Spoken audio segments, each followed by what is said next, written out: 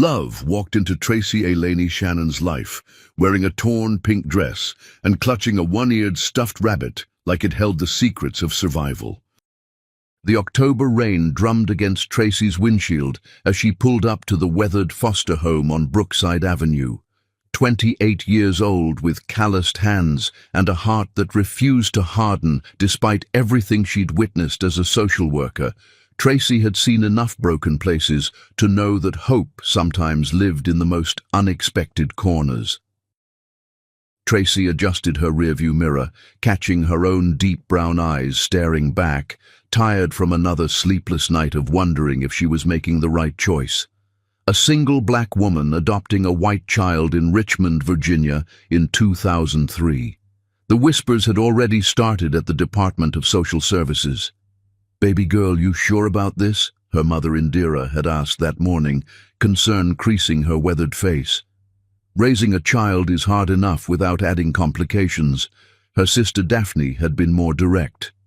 "Tracy, honey, you got a good heart, but that little white girl's gonna grow up and choose her own kind. Don't set yourself up for heartbreak."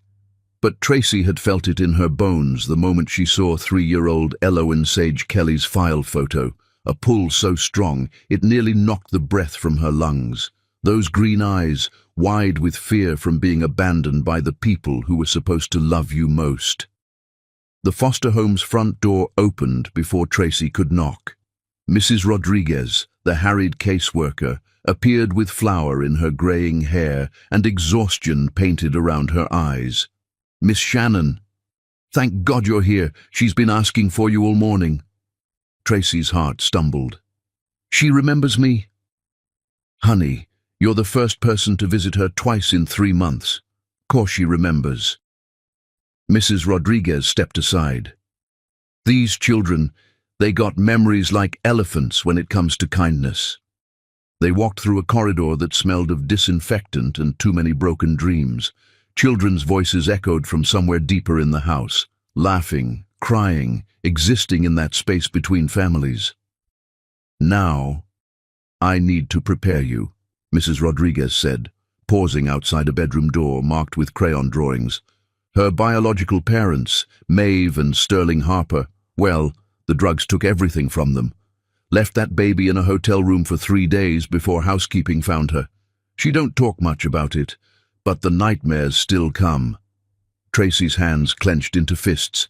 How could anyone abandon something so precious? The bedroom door creaked open, and there she was. Elowen sat cross-legged on a thin mattress covered by a faded Winnie the Pooh sheet, her blonde curls matted and tangled from restless sleep. Those green eyes, summer grass after rain, looked up with such desperate hope that Tracy felt her breath catch. The child clutched a stuffed rabbit that had seen better days, one ear missing, the pink fur faded to grey. "You came back," Elowen whispered, her voice barely audible above the rain. Tracy knelt down slowly, bringing herself to the child's eye level. "I promised I would, didn't I? But people promise lots of things." Elowen's small fingers tightened around the rabbit's remaining ear. "They say they'll come back, and then they don't. They say they love you, and then they leave you in scary places." The words hit Tracy like physical blows. 3 years old, and already an expert on broken promises. "I do mean it, baby girl. When I make a promise, I keep it. I'm going to take you home with me today. I'm going to give you everything." Those green eyes searched Tracy's face with the intensity of someone much older, looking for lies, for disappointment, for inevitable abandonment. Instead, she found steady brown eyes that held nothing but truth and fierce love. "Everything?" Elowen asked, the word heavy with disbelief. "Everything," Tracy promised, her voice strong despite threatening tears. "A room with purple walls like you asked for last time, books to read together every night, pancakes on Saturday mornings, hugs whenever you need them, a mama who will never, ever leave you." "What about when I have the scary dreams, the ones where people disappear?" Tracy's heart broke clean in half, then reformed itself around this child's pain. I'll chase them away, every single one. I'll sit by your bed and tell you stories until the sun comes up, if that's what it takes." Elowen studied her for another long moment, those wise green eyes taking in every detail of Tracy's face, as if memorizing it, storing it away against future disappointments. Then, slowly, she held out her free hand, small, pale, trusting. "Okay, but Rabbit comes too. He's been taking care of me, and I promised I'd take care of him." "Rabbit definitely comes too. We never leave family behind."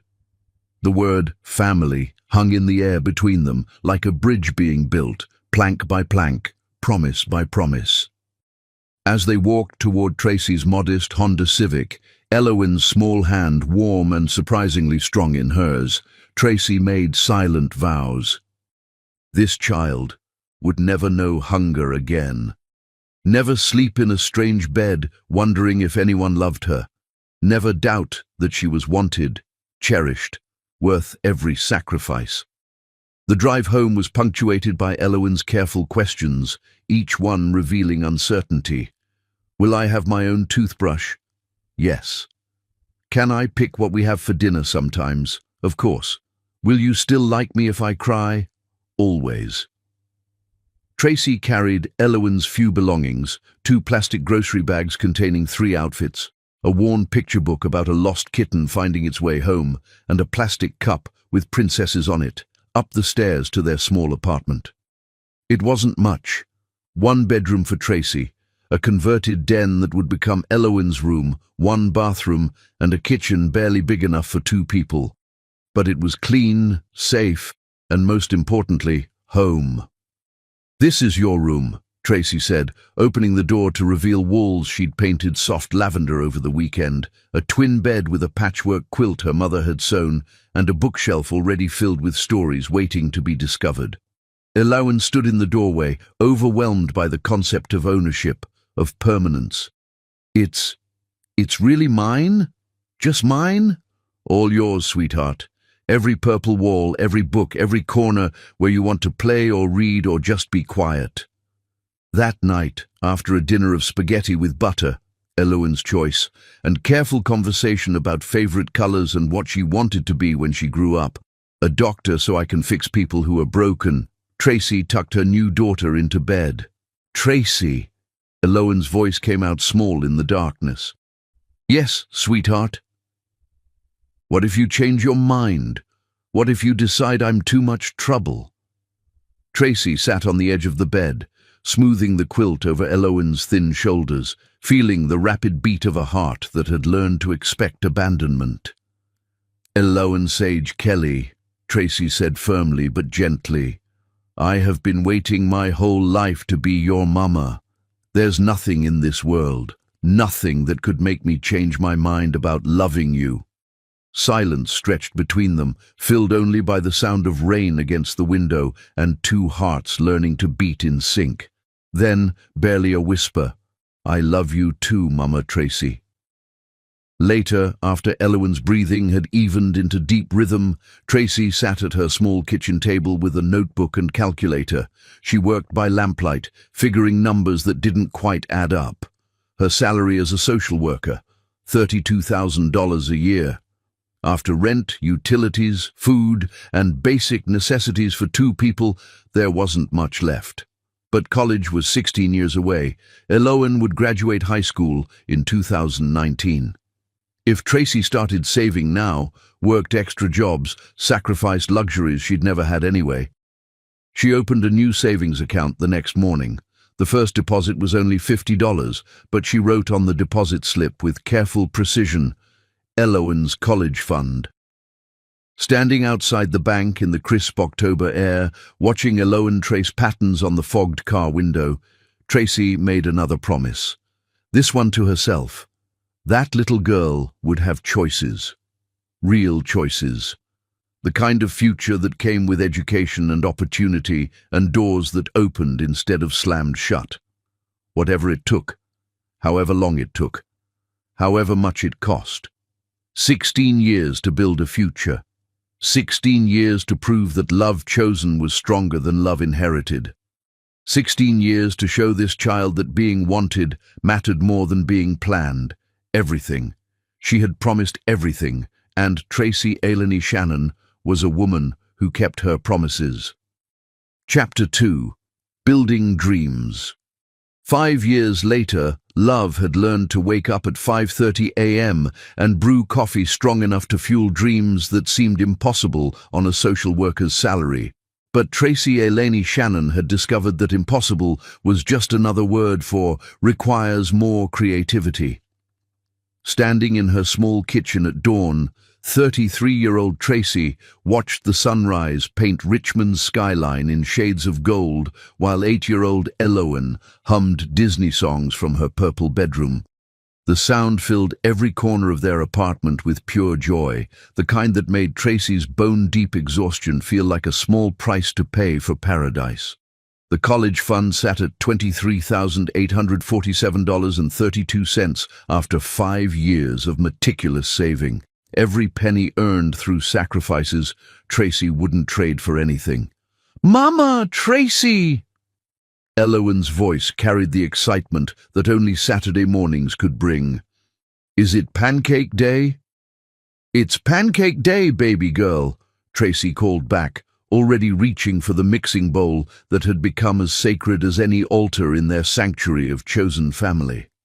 Saturday morning pancakes had evolved into something more than breakfast.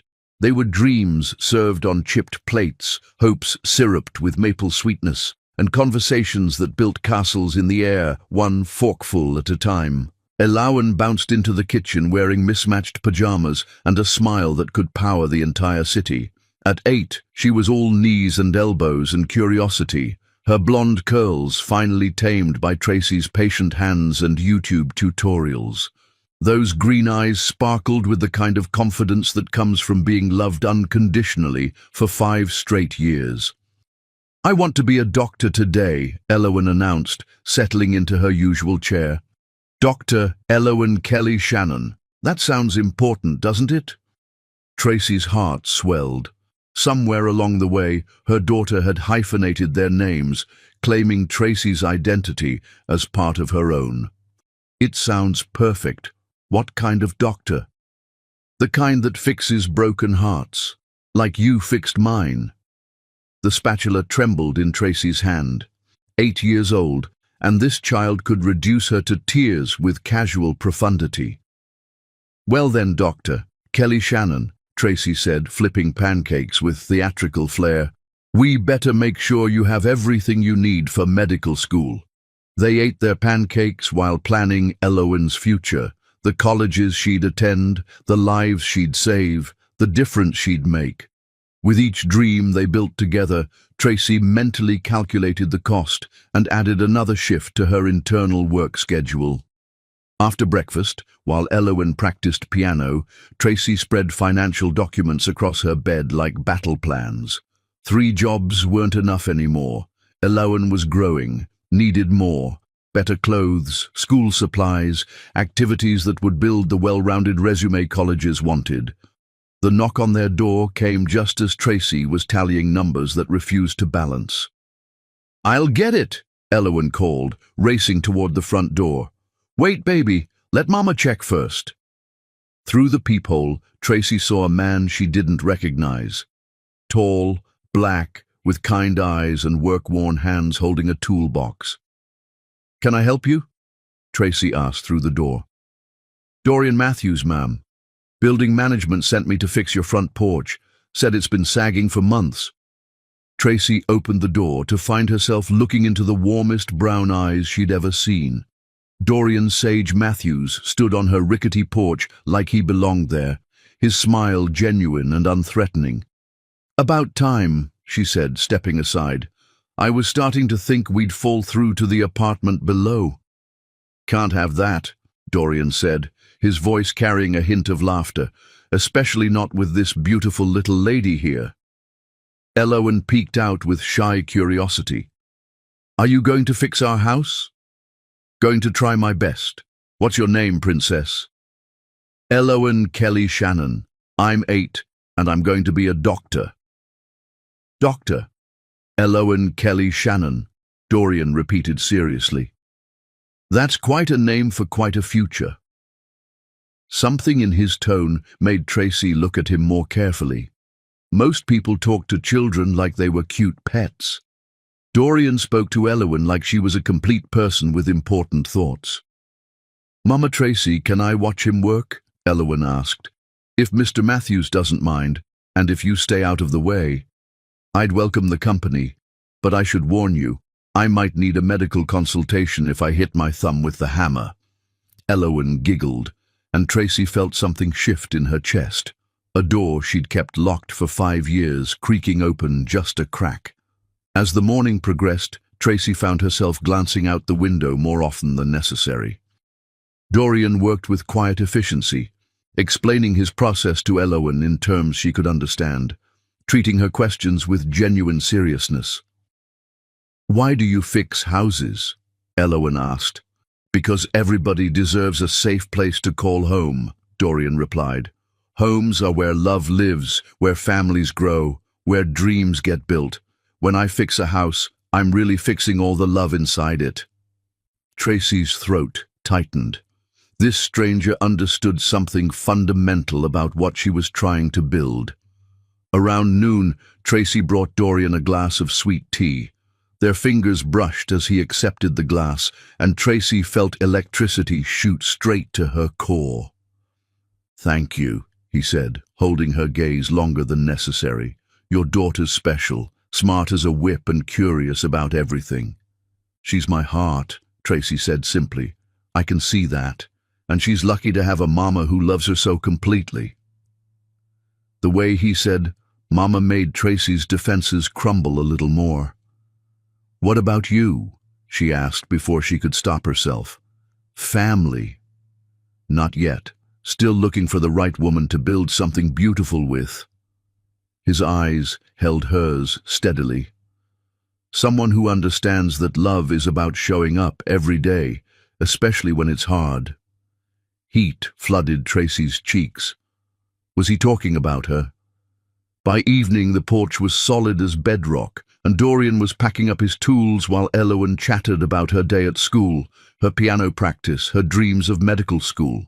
"Dr. Elowen's going to need a lot of education," Dorian observed. "We're saving for it," Tracy said, pride and worry warring in her voice. "Every penny I can manage goes into her college fund." "That's beautiful. Investment in dreams always pays the best interest." As he prepared to leave, Dorian turned to Tracy with something that looked like courage gathering.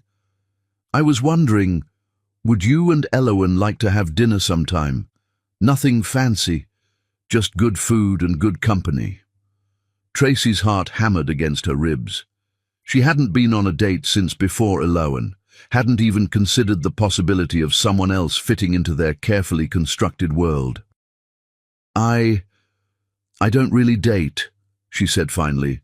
"Elowen is my priority. Everything I have goes to building her future." Understanding flickered in Dorian's eyes. "I respect that. She's lucky to have someone so dedicated." After he left, Tracy sat on her newly solid porch while Elowen did homework.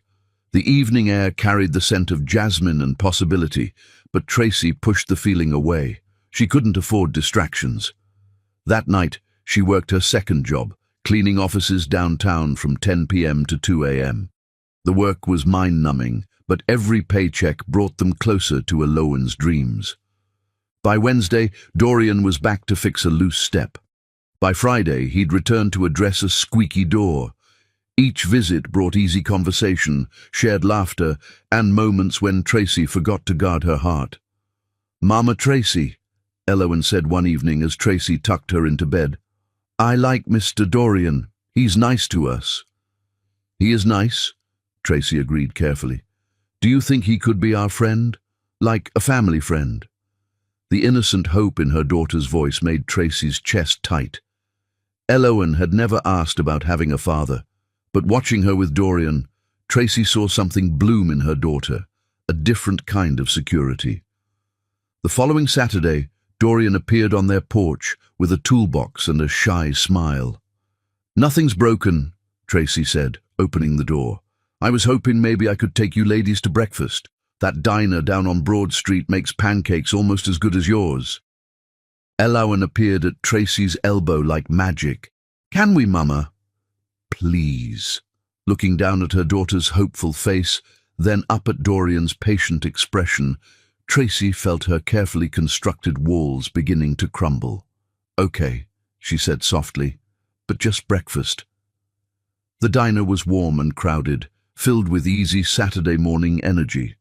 Dorian ordered coffee black, Elowen got chocolate chip pancakes, and Tracy found herself laughing more than she had in years. "Tell me about medical school, Doctor." "Elowen," Dorian said seriously. "Well, first I have to go to college for 4 years, then medical school for 4 more years, then something called residency," Elowen recited with 8-year-old determination. "That's a lot of school. Your mama must be saving a fortune." "She works really hard," Elowen said with matter-of-fact pride. 3 jobs, so I can have everything I need." Dorian's eyes found Tracy's across the table. 3 jobs? Tracy shifted uncomfortably. Social work during the day, cleaning offices at night, catering on weekends. It's temporary, until the college fund is where it needs to be. "How much are you aiming for?" $600,000, Tracy said without hesitation. "Enough for undergraduate, medical school, living expenses, everything. I want her to focus on learning, not worry about money." The number hung in the air like a mountain to be climbed. Dorian nodded slowly, understanding the magnitude of what Tracy was attempting. "That's incredible. You're building her an entire future." "It's what mothers do," Tracy said simply. After breakfast, they walked through Maymont Park, while Elowen chased butterflies and climbed on playground equipment. The October air was crisp with promise, and Tracy found herself relaxing into the moment. "She's amazing," Dorian said. "You've raised someone special." "We're not finished yet. Still got 10 years of childhood left, then college, then whatever dreams come after that." "And what about your dreams?" The question caught Tracy off guard. "My dreams are her dreams." "But what did you want before she came along?" Tracy was quiet for a long moment. "I wanted to matter to someone, to build something beautiful and lasting, to love someone so completely that my whole life made sense." "Sounds like you got exactly what you wanted." "Yeah," Tracy smiled. "I did." As the sun began to set, Dorian walked them back to their car. The day had been perfect, too perfect. "Thank you for today," she said as they reached her Honda. "Elowen had a wonderful time." "What about you?" Tracy's breath caught. "I did too. But you can't afford distractions from building her future." "Something like that." Dorian nodded, understanding flickering in his expression. "I get it. She comes first. Always. But Tracy, you deserve happiness too." After they got home and Elowen was asleep, Tracy sat at her kitchen table with the college fund statement spread before her. The numbers were growing, slowly, painfully, but growing. $23,847.32 and counting. 11 more years until graduation, 11 more years of 3 jobs and every spare dollar going toward Elowen's future.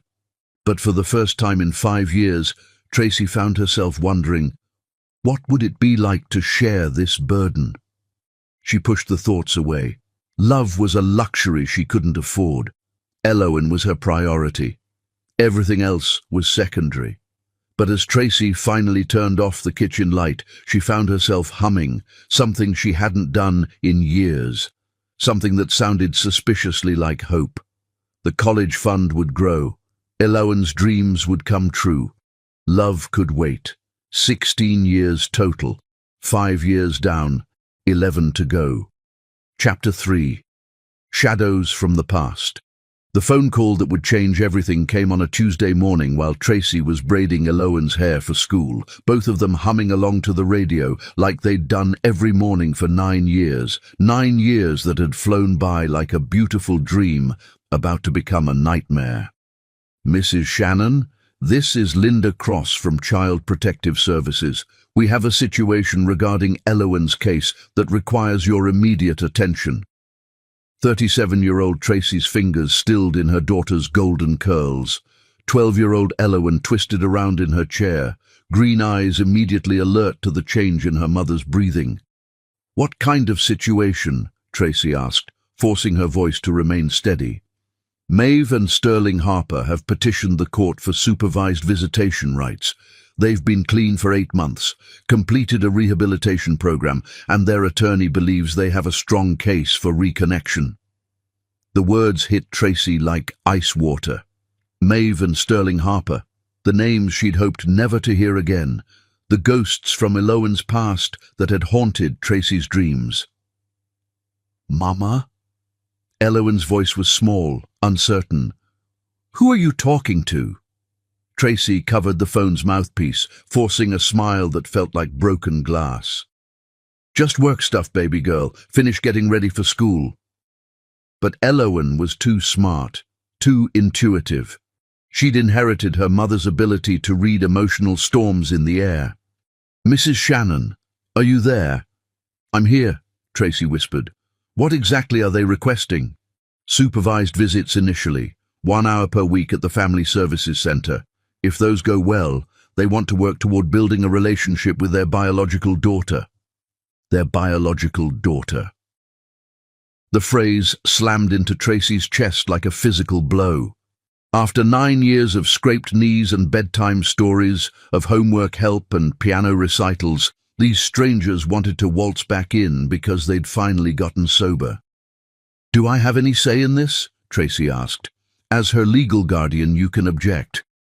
"But Mrs. Shannon, the courts are increasingly favoring biological family reunification when parents demonstrate genuine rehabilitation. The Harpers have stable housing, steady employment, and clean drug tests going back 8 months.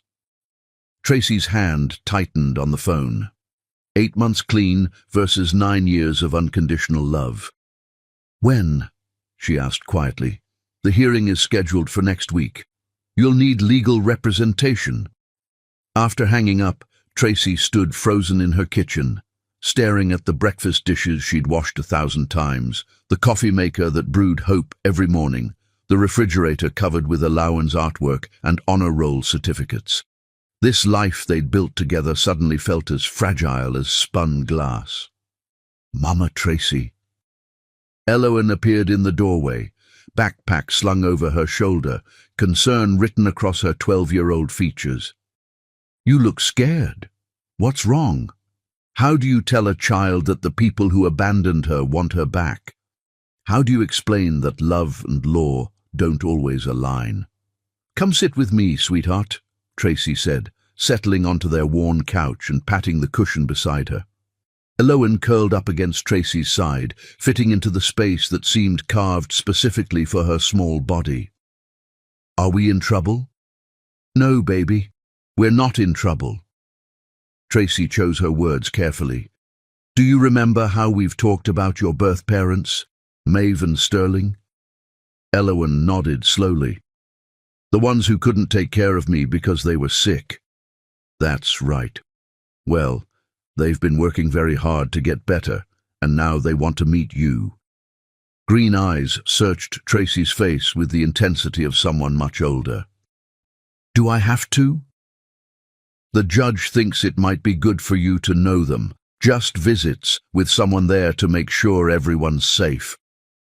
"But I don't want to know them," Elowen said with the simple clarity of childhood. "I want to stay with you. You're my real mom." The words were a balm and a blade simultaneously. Tracy held her daughter closer, breathing in the scent of her strawberry shampoo. "I am your real mom," Tracy whispered fiercely. "Nothing will ever change that. These visits don't mean anything changes between us. You're my heart, Elowen Sage Kelly Shannon, forever and always." But even as she spoke the words, Tracy felt the first hairline crack in the foundation of their perfect world. The following Saturday, Tracy sat in a sterile family services conference room, watching through one-way glass as her daughter met the strangers who shared her DNA. Maeve Harper was beautiful in that fragile way people get after surviving addiction, all sharp angles and nervous energy, with Elowen's same green eyes and golden hair. Sterling was quieter, steadier, his hands shaking slightly as he reached across the table to touch his biological daughter's arm. "You look just like your mama did at your age," Maeve said, tears streaming down her cheeks. "Oh, baby girl, I've missed you so much." Elowen sat ramrod straight in her chair, polite but distant. "I don't remember you." "That's okay," Sterling said gently. "You were very little when we got sick. But we're better now. We've been working really hard to get better, and we want to know you." Tracy's nails dug crescents into her palms as she watched these strangers, these people who had left her daughter in a hotel room for 3 days, try to claim pieces of the child she'd raised. "I already have a life," Elowen said with 12-year-old directness. "With my mom, my real mom." Maeve's face crumpled. "Honey, I know Tracy's been wonderful to you, but I'm your real mother. I carried you, I gave birth to you. That has to count for something. The lady who left me alone in a scary room? That lady is my real mother." Elowen's voice carried an edge Tracy had never heard before. The supervising social worker intervened before things could escalate, but Tracy had seen enough. Her daughter was confused, hurt, and being forced to navigate emotional territory no child should have to explore. Over the following weeks, the visits continued. Slowly, incrementally, the Harpers began to chip away at Elowen's resistance. They brought gifts. Expensive toys Tracy couldn't afford, clothes from department stores, promises of trips to Disney World. "Look what Maeve and Sterling brought me," Elowen said one evening, showing Tracy a brand new iPhone. "They said every 12-year-old should have one." Tracy stared at the device that cost more than their monthly grocery budget. "That's very generous of them." "They said they want to make up for all the birthdays they missed." Something cold settled in Tracy's stomach. The Harpers weren't just trying to build a relationship, they were buying one. The changes started small. Elowen began straightening her naturally wavy hair, mimicking Maeve's sleek style. She asked for different clothes, brands the popular girls at school wore. She started talking about the Harpers' house, a 3-bedroom colonial with a pool. "Maeve showed me pictures of my old nursery," Elowen said one night at dinner. "It was pink and white with a princess theme. She said she picked out everything herself before I was born." "That sounds beautiful," Tracy managed. "She said if things work out, maybe I could see it in person sometime. Maybe even spend weekends there." Tracy's fork clattered against her plate. "Weekends? Just sometimes. She said it would be good for me to experience what a traditional family feels like. You know, with a mom and dad together." The words hung in the air like a judgment. Traditional family. As if what they had wasn't traditional enough, wasn't real enough. Meanwhile, Dorian had become a steady presence in their lives. He fixed things around the apartment without being asked, brought groceries when Tracy was working late, helped Elowen with her math homework. But the more the Harpers pulled at Elowen's attention, the more Tracy pushed Dorian away. "You don't have to carry this alone," he told her one evening as they sat on the porch he'd rebuilt. "Let me help you." "I can't," Tracy said, exhaustion making her voice raw. "Everything has to be perfect right now. I can't afford any distractions. The court is watching everything." "And what happens to you in all of this? When do you get to live your life?" Tracy looked through the window at Elowen, who was video chatting with the Harpers on her new phone. "My life is her life. That's how it's always been." "But Tracy, please," she whispered. "I can't lose her. She's everything to me. If that means putting everything else on hold, that's what I'll do." The next morning, Dorian didn't show up to fix the loose railing he'd promised to repair. Tracy found a note on her door. You and Alawan deserve all the happiness in the world. When you're ready for someone to share the load, you know where to find me. D. Tracy crumpled the note, tears burning her eyes, another sacrifice for Alawan's sake. The college fund had grown to $135,000, boosted by a major insurance settlement from a car accident where a drunk driver had T-boned Tracy's Honda. She'd spent 3 weeks in the hospital with a concussion and broken ribs, but every penny of the settlement went directly into Alawan's future. "Mama, you should use some of that money for yourself," Alawan had said when Tracy explained where the settlement was going. "Maybe take a vacation or buy some new clothes." "Your future is my vacation," Tracy had replied. "Knowing you'll have choices, that's worth more than any trip." But now, watching her daughter's growing fascination with the Harpers' lifestyle, Tracy wondered if she'd sacrificed too much. The breaking point came on a Thursday evening in November. Alawan came home from her weekly visit unusually quiet, her new iPhone clutched in her hands. "How did it go today?" Tracy asked. "Maeve said something," Alawan began, not meeting Tracy's eyes. She said you've done a good job taking care of me, but that it's time for me to be with my real family. She said blood is thicker than water." Tracy's world tilted. "And what did you say?"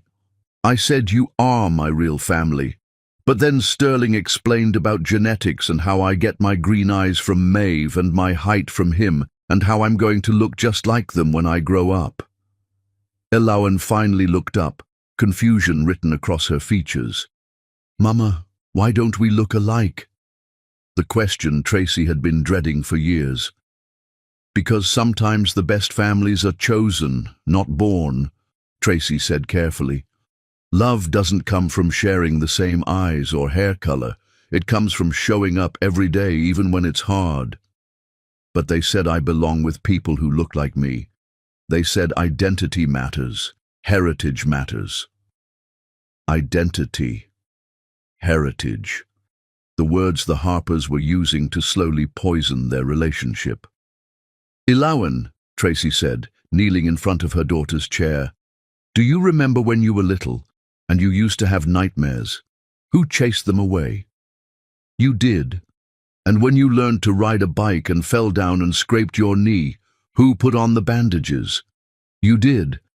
When you had your first piano recital and you were so scared you threw up, who held your hair back and then sat in the front row clapping louder than everyone else?" "You did." Tears started forming in Alawan's eyes. "That's what real family does. Real family shows up. Real family chooses you every single day. But they're my biological parents. Doesn't that mean something?" Tracy's heart cracked, but she answered with honesty. "It means they gave you life, but I gave you love. Every day for 9 years I chose you. I worked 3 jobs for you. I saved every penny for your future. That's what makes someone a real parent." Alawan was quiet for a long moment. "I'm confused, Mama.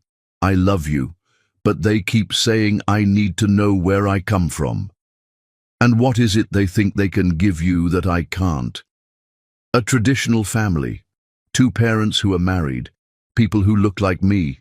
People who understand what it's like to be white in America." The words hit Tracy like physical blows. After 9 years of pretending race didn't matter, the Harpers were making it central to their argument. "Baby girl," Tracy said softly, "I may not be white, but I've loved you with everything in me. Doesn't that matter more than skin color?" "I don't know," Alawan whispered. "They make it sound like you've been keeping me from something important."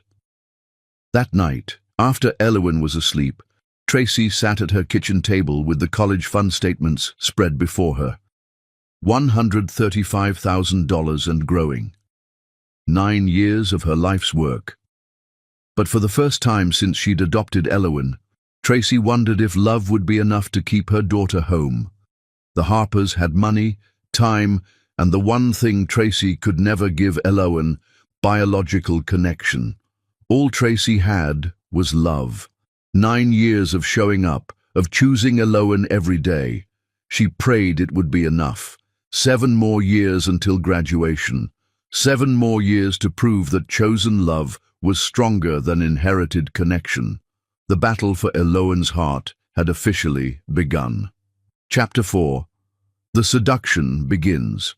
3 years of supervised visits had transformed strangers into family, and family into something Tracy no longer recognized in her own daughter's eyes as 40-year-old Tracy. Shannon watched 15-year-old Elowen prepare for another weekend with the people who'd given her DNA but never changed a diaper. Elowen stood in front of their hallway mirror, straightening her naturally wavy hair with the expensive flat iron Maeve had bought her, perfecting the sleek look that made her appear older, more sophisticated, more like the woman who had given birth to her and then disappeared for the first 3 years of her life.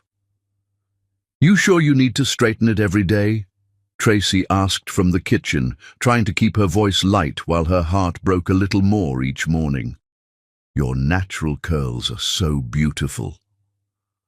"Curls are too childish," Elowen replied without turning around, her voice carrying the casual cruelty that only teenagers could perfect. "Maeve says straight hair looks more professional, more mature," Maeve says. The phrase that had slowly replaced "Mama Tracy says" in far too many of their conversations over the past 3 years. Tracy watched her daughter and tried to pinpoint exactly when everything had started to shift. When had Elowen begun to see their small apartment as inadequate instead of cozy? When had Tracy's second-hand clothes become embarrassing instead of practical? "Don't forget we have your parent-teacher conference tonight," Tracy said, packing Elowen's lunch with the same careful attention she'd given this ritual for 12 years. "Mrs. Peterson wants to talk about your college prep classes." "Actually," Elowen said, finally turning from the mirror with an expression Tracy had learned to dread, "Maeve and Sterling want to come to that. They think it's time they get more involved in my education." The sandwich Tracy was making fell apart in her hands. "More involved? They've been researching private schools. Did you know there's a prep academy across town that sends 97% of its graduates to Ivy League colleges? Maeve thinks I should transfer there for my junior and senior years. Private schools, Ivy League colleges, dreams that cost more than Tracy made in 5 years, delivered with casual assumption that money was no object." "Baby girl," Tracy said carefully, "we've been planning for your education since you were 3 years old. The college fund has over $275,000 in it. That's enough for any state university plus graduate school." Elowen's expression softened slightly, the first genuine emotion Tracy had seen from her in weeks. "I know, Mama, and I'm grateful for everything you've sacrificed. But Sterling showed me the statistics. Private school graduates have better connections, better opportunities, and the Harpers want to pay for it. Make up for lost time." As if 12 years of abandonment could be erased with tuition checks. "What about our plans?" Tracy asked quietly. "What about the dreams we built together?" "I'm not changing my dreams," Elowen said, but something in her voice suggested otherwise. "I still want to be a doctor, but maybe I could aim higher than Virginia Commonwealth. Maybe I could get into Harvard or Duke. It would be amazing. It would also be impossible on a social worker's salary, even with the college fund Tracy had nearly killed herself to build." That evening, Tracy sat in a too-small plastic chair in Mrs. Peterson's classroom, flanked by Maeve and Sterling Harper, like she was the guest at her own daughter's conference. The couple had arrived in matching Burberry coats, looking every inch the successful suburban parents they'd somehow become. "Elowen is exceptionally bright," Mrs. Peterson was saying, spreading academic records across her desk. "Her grades are stellar. Her test scores put her in the 97th percentile nationally. She has real potential for elite universities." "That's exactly what we hope to hear," Sterling said, his voice carrying confident authority. We've been researching the best preparatory programs. Maeve and I want to make sure she has every advantage. Tracy felt like she was watching her daughter's future being decided by committee, with her own voice reduced to a whisper. The state university system in Virginia is excellent, Tracy managed, and very affordable. We've been— Oh, cost isn't a concern, Maeve interrupted with a bright smile that didn't reach her eyes. Sterling and I have been saving since we got clean. We want to give Elowen everything we couldn't give her when she was little. Mrs. Peterson looked between the three adults with careful neutrality. Ultimately, these are decisions for Elowen and her family to make together.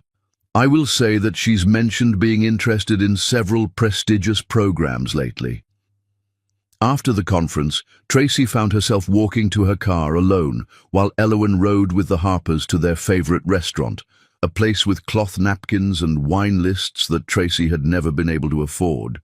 At home, the apartment felt hollow without Elowen's presence.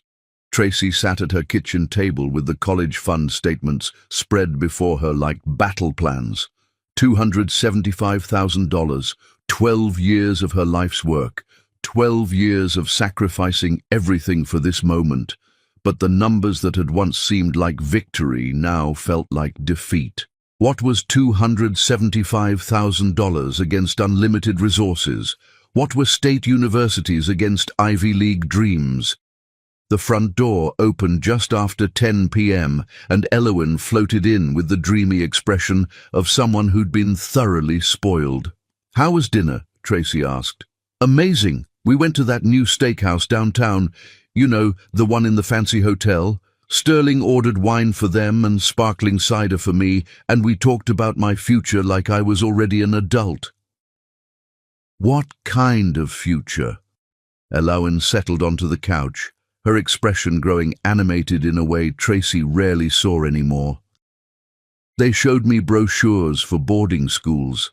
Not just any boarding schools, the kind that presidents' kids attend, the kind with their own stables and Olympic-sized pools and college counselors who have personal relationships with Ivy League admissions officers."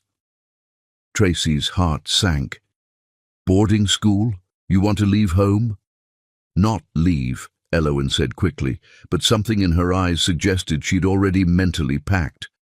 "Just expand my opportunities.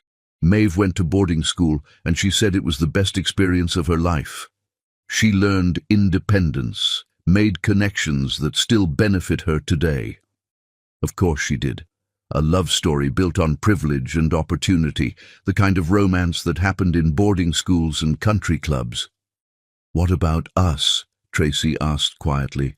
"What about our Saturday morning pancakes and our plans for your future?" Elowen's expression grew uncomfortable. "Mama, I'm 15. I'm not going to want Saturday morning pancakes forever, and our plans, well, maybe they need to evolve. Maybe I was thinking too small before." Too small. Their dreams were suddenly too small. "Elowen," Tracy said, fighting to keep her voice steady, "do you remember what you told me when you were 8? You said you wanted to be a doctor so you could fix broken hearts like I fixed yours." "I was 8, Elowen replied with dismissive tone teenagers perfected. "I didn't understand how the world really works then." "And how does the world really work?" "Connections matter. Money matters. Where you go to school matters. The Harpers understand that. They want to give me advantages you can't."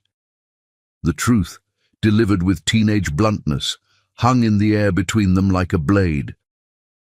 "I've given you everything I have," Tracy said softly. "I know," Elowen replied, but her tone suggested gratitude tinged with impatience. "But they can give me everything I need. There's a difference." That night, Tracy lay in bed staring at the ceiling, listening to her daughter video chat with the Harpers through the thin walls. Their voices carried clearly. Maeve's laugh, Sterling's gentle corrections, the easy intimacy of people who shared more than just DNA. The next morning brought a new development.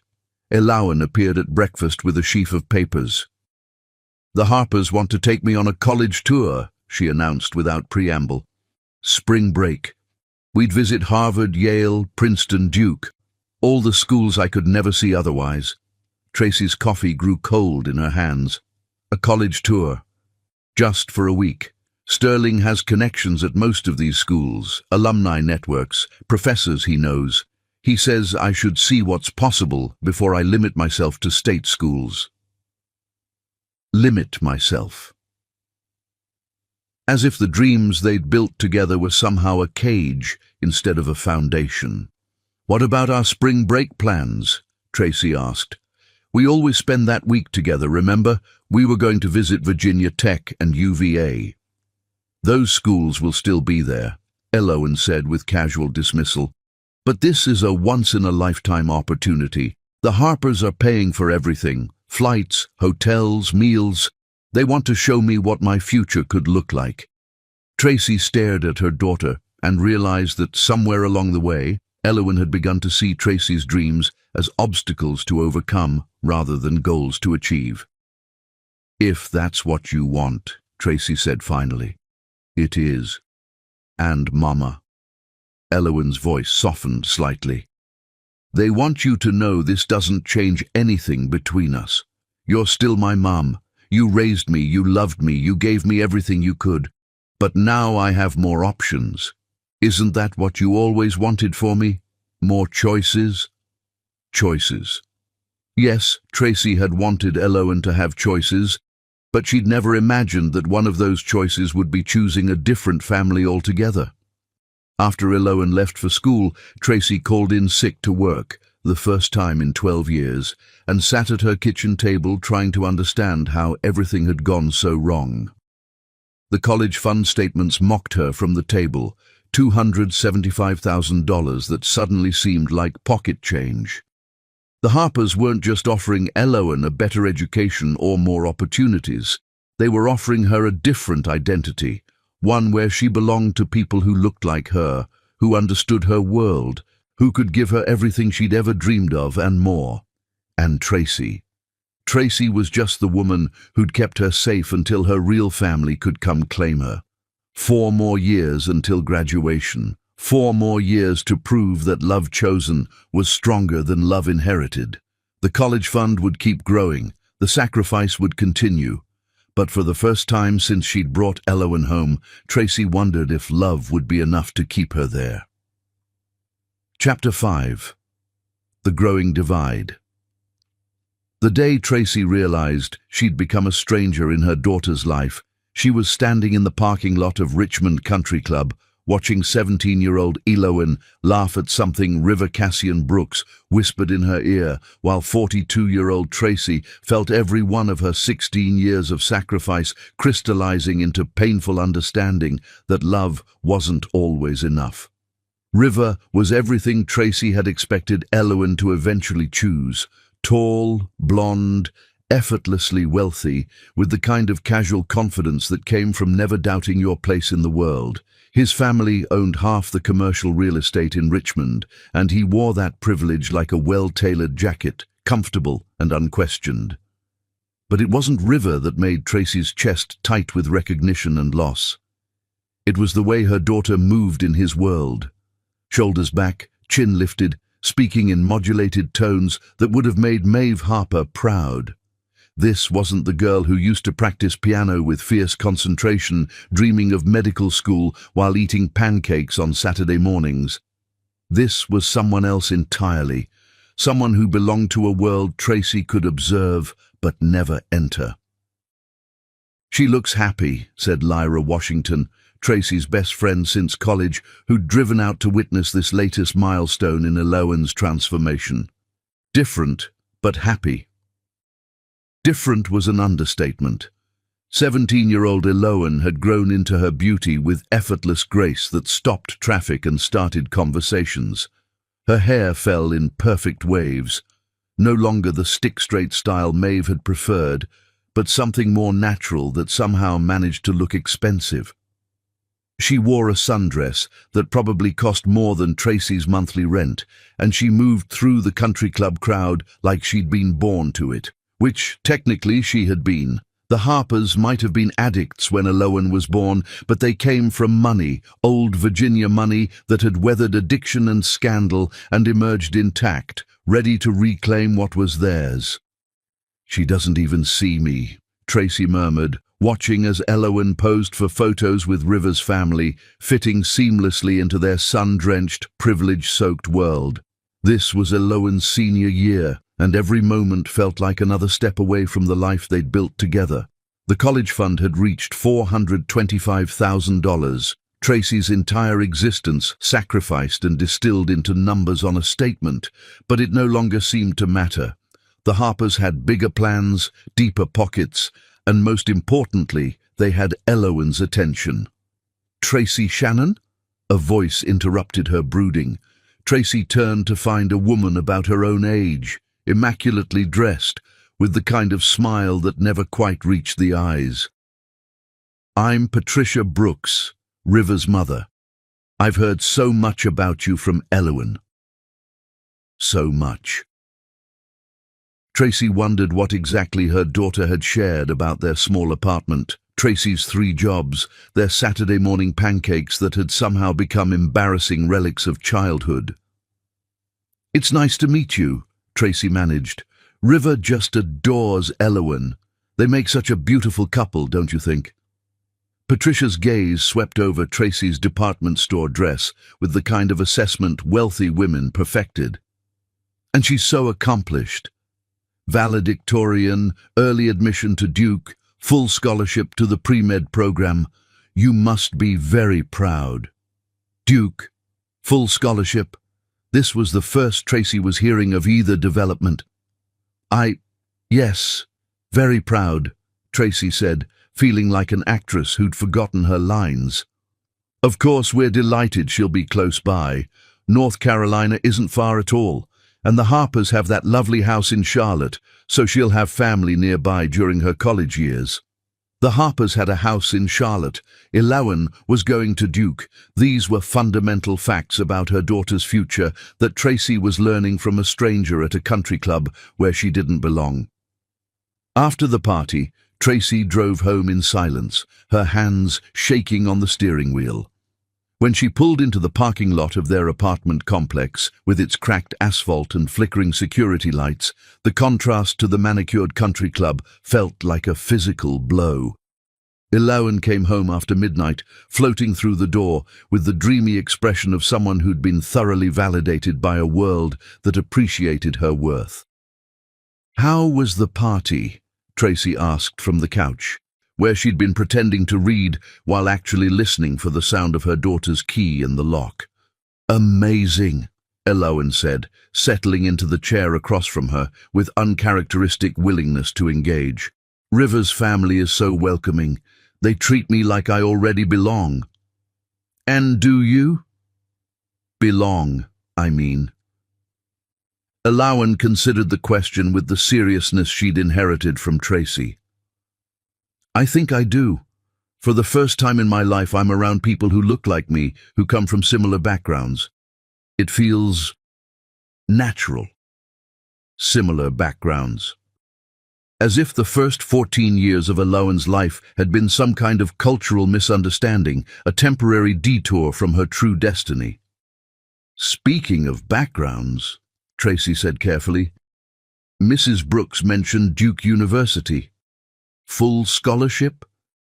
A flush crept across Elowen's cheeks. "I was going to tell you. I wanted to make sure everything was official first. Duke is expensive. Even with a scholarship, there are expenses." "Sterling and Maeve are handling all of that," Elowen interrupted. "They want to make sure money isn't a factor in my education. They said the college fund you saved can be for medical school, or for my residency, or whatever I need later." The college fund Tracy had built penny by penny, sacrifice by sacrifice, was now relegated to whatever she needs later, a backup plan to the primary generosity of the Harpers. "When did you apply to Duke?" Tracy asked. "I thought we agreed you'd focus on in-state schools." "We talked about in-state schools when I was younger and didn't understand my options," Elowen said with gentle condescension teenagers perfected. but Sterling has connections there. He went to Duke for his MBA, and Maeve's father was a major donor. They thought I should aim higher. Aim higher. As if everything Tracy had dreamed for her daughter was somehow beneath her potential. What about our other plans? Virginia Commonwealth has an excellent medical program, UVA. Mama, Elowen interrupted, her voice taking on the patient tone she'd use with a child.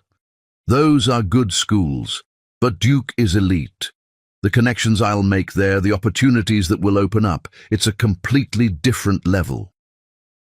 That night, after Elowen had gone to bed, Tracy sat at her kitchen table with the college fund statement spread before her, like evidence of a crime she couldn't quite name. $425,000. 14 years of her life distilled into numbers that suddenly seemed insignificant against the unlimited resources the Harpers commanded. Her phone buzzed with a text message. For a moment, her heart lifted, thinking it might be Elowen sharing some detail about her evening. Instead, it was from Dorian, the first communication she'd had from him in 2 years. Saw the Duke announcement in the paper. Congratulations. You should be proud of what you built. Tracy stared at the message until the words blurred. What she'd built. Past tense. As if the raising of Elowen Kelly Shannon was already complete, already relegated to history. She typed and deleted a dozen responses before settling on, "Thank you." But she wasn't proud. She was terrified. Terrified that she'd spent 14 years building dreams that someone else would get to claim.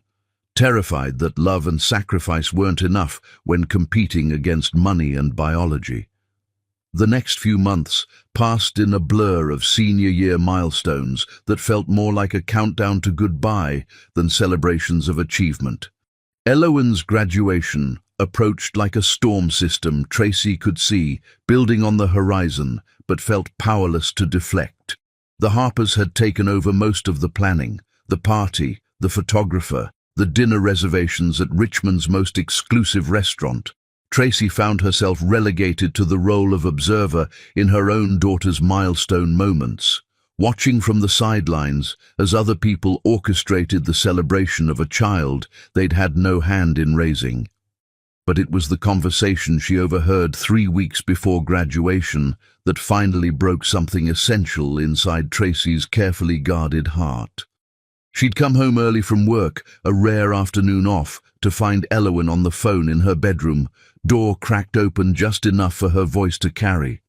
"I know it sounds terrible," Elowen was saying, her tone carrying guilty confidence, "but I'm ready to start my real life, you know. Tracy's been amazing, don't get me wrong. She saved me, she raised me, she gave me everything she could, but she can't give me what you and Sterling can." Tracy froze in the hallway, her keys still in her hand. "It's not about money," Elowen continued, though they both knew that wasn't entirely true. "It's about belonging somewhere, about being with people who understand what it's like to be me. Tracy tries, she really does, but we're just different. We always have been. Different." The word Tracy had spent 14 years trying to prove didn't matter. "I feel guilty sometimes." Elowen's voice grew softer, more vulnerable. "She worked so hard for me. 3 jobs, never taking vacations, never buying herself anything nice. But I can't live my life trying to pay back a debt I never asked for, you know?" A debt she never asked for. 14 years of love reduced to an unwanted obligation. "Once I'm at Duke, I can start fresh. I can be who I'm supposed to be, not who circumstances forced me to become. Does that make sense?" Tracy backed away from the door quietly, her heart hammering against her ribs. She made it to the kitchen before the tears started. Great, gasping sobs that came from a place deeper than heartbreak. 16 years. 16 years of choosing Elowen over everything else. Over her own dreams, her own comfort, her own chances at love. 16 years of believing that devotion and sacrifice would be enough to build an unbreakable bond. When Eloan emerged from her room an hour later, Tracy had composed herself enough to appear normal. She made dinner, asked about homework, maintained the careful choreography of their relationship that had become more performance than genuine connection. "Mama," Eloan said as they cleared the dishes, "I've been thinking about after graduation. The Harpers want me to spend the summer with them before college starts. Sterling's got an internship lined up at his company, and Maeve wants to take me on a mother-daughter trip to Europe." Mother-daughter trip. The phrase hit Tracy like a slap. "What about our plans?" Tracy asked quietly. "We talked about spending the summer together before you leave for college. One last summer." Eloan's expression grew uncomfortable. "I know, and I want that too. But this is a once-in-a-lifetime opportunity. I'd get to see London, Paris, Rome, places I've only read about. And the internship would look amazing on my medical school applications." "Of course," Tracy managed. "That sounds wonderful. You understand, right? You know I'd rather spend time with you, but this is about my future." Her future. The future Tracy had spent 16 years building, now being handed to her by people who'd contributed DNA and abandonment. 2 more years until graduation. 2 more years until the moment when Tracy would have to smile and clap and celebrate her daughter's achievements while watching her walk into a life where Tracy would be, at best, a footnote. Outside her window, Richmond slept under stars that had witnessed 16 years of love, sacrifice, and the slow, inevitable heartbreak of raising someone to leave you. Inside, Tracy closed her eyes and tried to remember what her own dreams had looked like before they'd been replaced by someone else's future. But all she could see was a 3-year-old girl with tangled curls and a one-eared rabbit, looking up with desperate hope and whispering, "You came back." She had come back. Every day for 16 years she'd come back. And in 2 years, she'd have to learn how to let go. Chapter 6. The Perfect Daughter's Dilemma. Senior year had turned Tracy's daughter into a stranger who shared her last name but little else, and graduation morning arrived dressed in the kind of perfect spring weather that mocked the storm building in 44-year-old Tracy's chest. Her heart heavy with the knowledge that 16 years of sacrifice were about to be tested by a single speech. Standing in front of their bathroom mirror at 6 a.m., Tracy caught sight of herself and barely recognized the woman staring back. At 44, she looked a decade older, silver threading through her black hair, lines carved deep around her eyes from years of working multiple jobs, shoulders permanently curved from carrying burdens that had never been meant for one person to bear alone. In the next room, 18-year-old Eloan moved through her morning routine with practiced efficiency. Valedictorian, early admission to Duke University with a full academic scholarship, pre-med track, awards in chemistry, biology, and mathematics. A resume that read like Tracy's wildest dreams made manifest. But dreams, Tracy had learned, could become nightmares when the dreamer no longer wanted to share them with you. "Mama, have you seen my cap tassel?" Eloan called from her bedroom, voice carrying the slight edge of someone trying to manage 17 different details while maintaining composure. "Kitchen counter, next to your speech notes," Tracy replied, her own voice steadier than she felt. The speech. Tracy had helped edit early drafts 3 weeks ago, back when they still shared such intimate moments. But the final version, the one Eloan would deliver to 800 graduating seniors and their families, that was something Tracy would hear for the first time along with everyone else. "Thank you," Eloan said, appearing in the kitchen doorway wearing her graduation gown over the white dress they'd chosen together last month, one of the few traditions they'd managed to preserve. "You don't have to worry about breakfast. Sterling's taking Maeve and me to that new place on Monument Avenue before the ceremony." Sterling's taking Maeve and me. Like they were the natural pairing, the obvious family unit, and Tracy was the outsider looking in on their biological bond. That sounds nice, Tracy managed. What time should I meet you at the school? Actually, Elowen paused, her expression taking on that careful neutrality Tracy had learned to dread. River's family reserved a section for all the families to sit together. The Harpers will be there, River's parents, his grandparents. They asked if you'd like to join us. They asked. As if Tracy needed permission to watch her own daughter graduate, as if her presence required approval from people who'd known Elowen for 5 years versus the woman who'd raised her for 16. I'll sit wherever you need me to, Tracy said quietly. Relief flickered across Elowen's face, not the relief of someone glad to include their mother, but the relief of someone who'd successfully navigated a potentially awkward conversation without causing offense. After Elowen left for breakfast with her real family, Tracy sat alone in their kitchen, drinking coffee that had gone cold while she wasn't paying attention. The college fund statement lay folded on the table beside her. $600,000 accumulated through 16 years of sacrifice, compound interest, and the kind of determination that came from believing love could conquer any obstacle. But love, Tracy was learning, couldn't compete with biology, money, or the seductive promise of belonging somewhere without having to explain your presence. 2 hours later, Tracy found herself in the Richmond Coliseum, surrounded by hundreds of families celebrating their children's achievements. The Brooks family section was easy to spot. Prime seating, professional photographer, enough flowers to stock a small shop. Maeve Harper looked radiant in a designer suit that probably cost more than Tracy made in a month, while Sterling stood behind her with the satisfied expression of someone who'd won a prize he'd never actually competed for. River's mother, Patricia Brooks, waved Tracy over with the kind of generous smile wealthy women used when they wanted to demonstrate their inclusivity. Tracy, darling, we saved you a seat right here in the family section. Isn't this exciting? Family section. As if 16 years of single motherhood had earned Tracy honorary membership in their exclusive club. Tracy took her designated seat, 3rd row, slightly off-center, with a clear view of the stage, but positioned behind the biological and economic families who'd claimed primary rights to Elowen's achievements. When the graduates filed in to pomp and circumstance, Tracy's breath caught in her throat.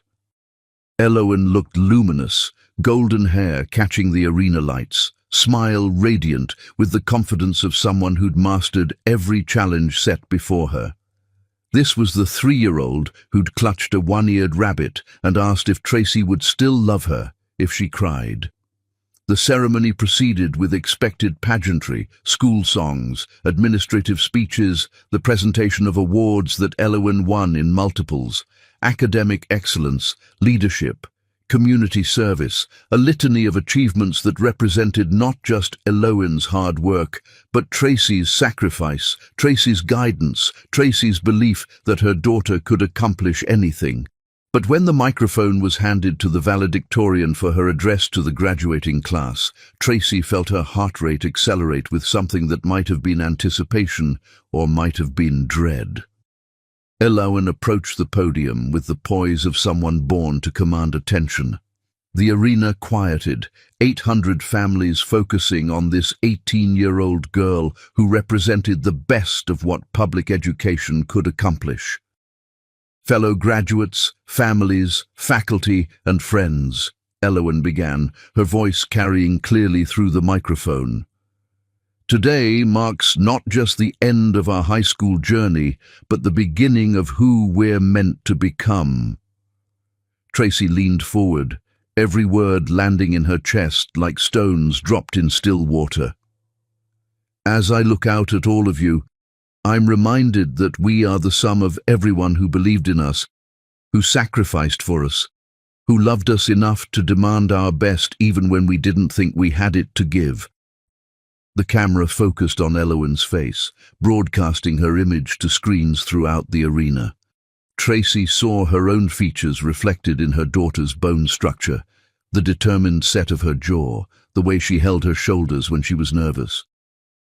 I want to thank the people who made this moment possible, Elowen continued, and Tracy's heart began to pound so hard she could hear it over the arena's sound system.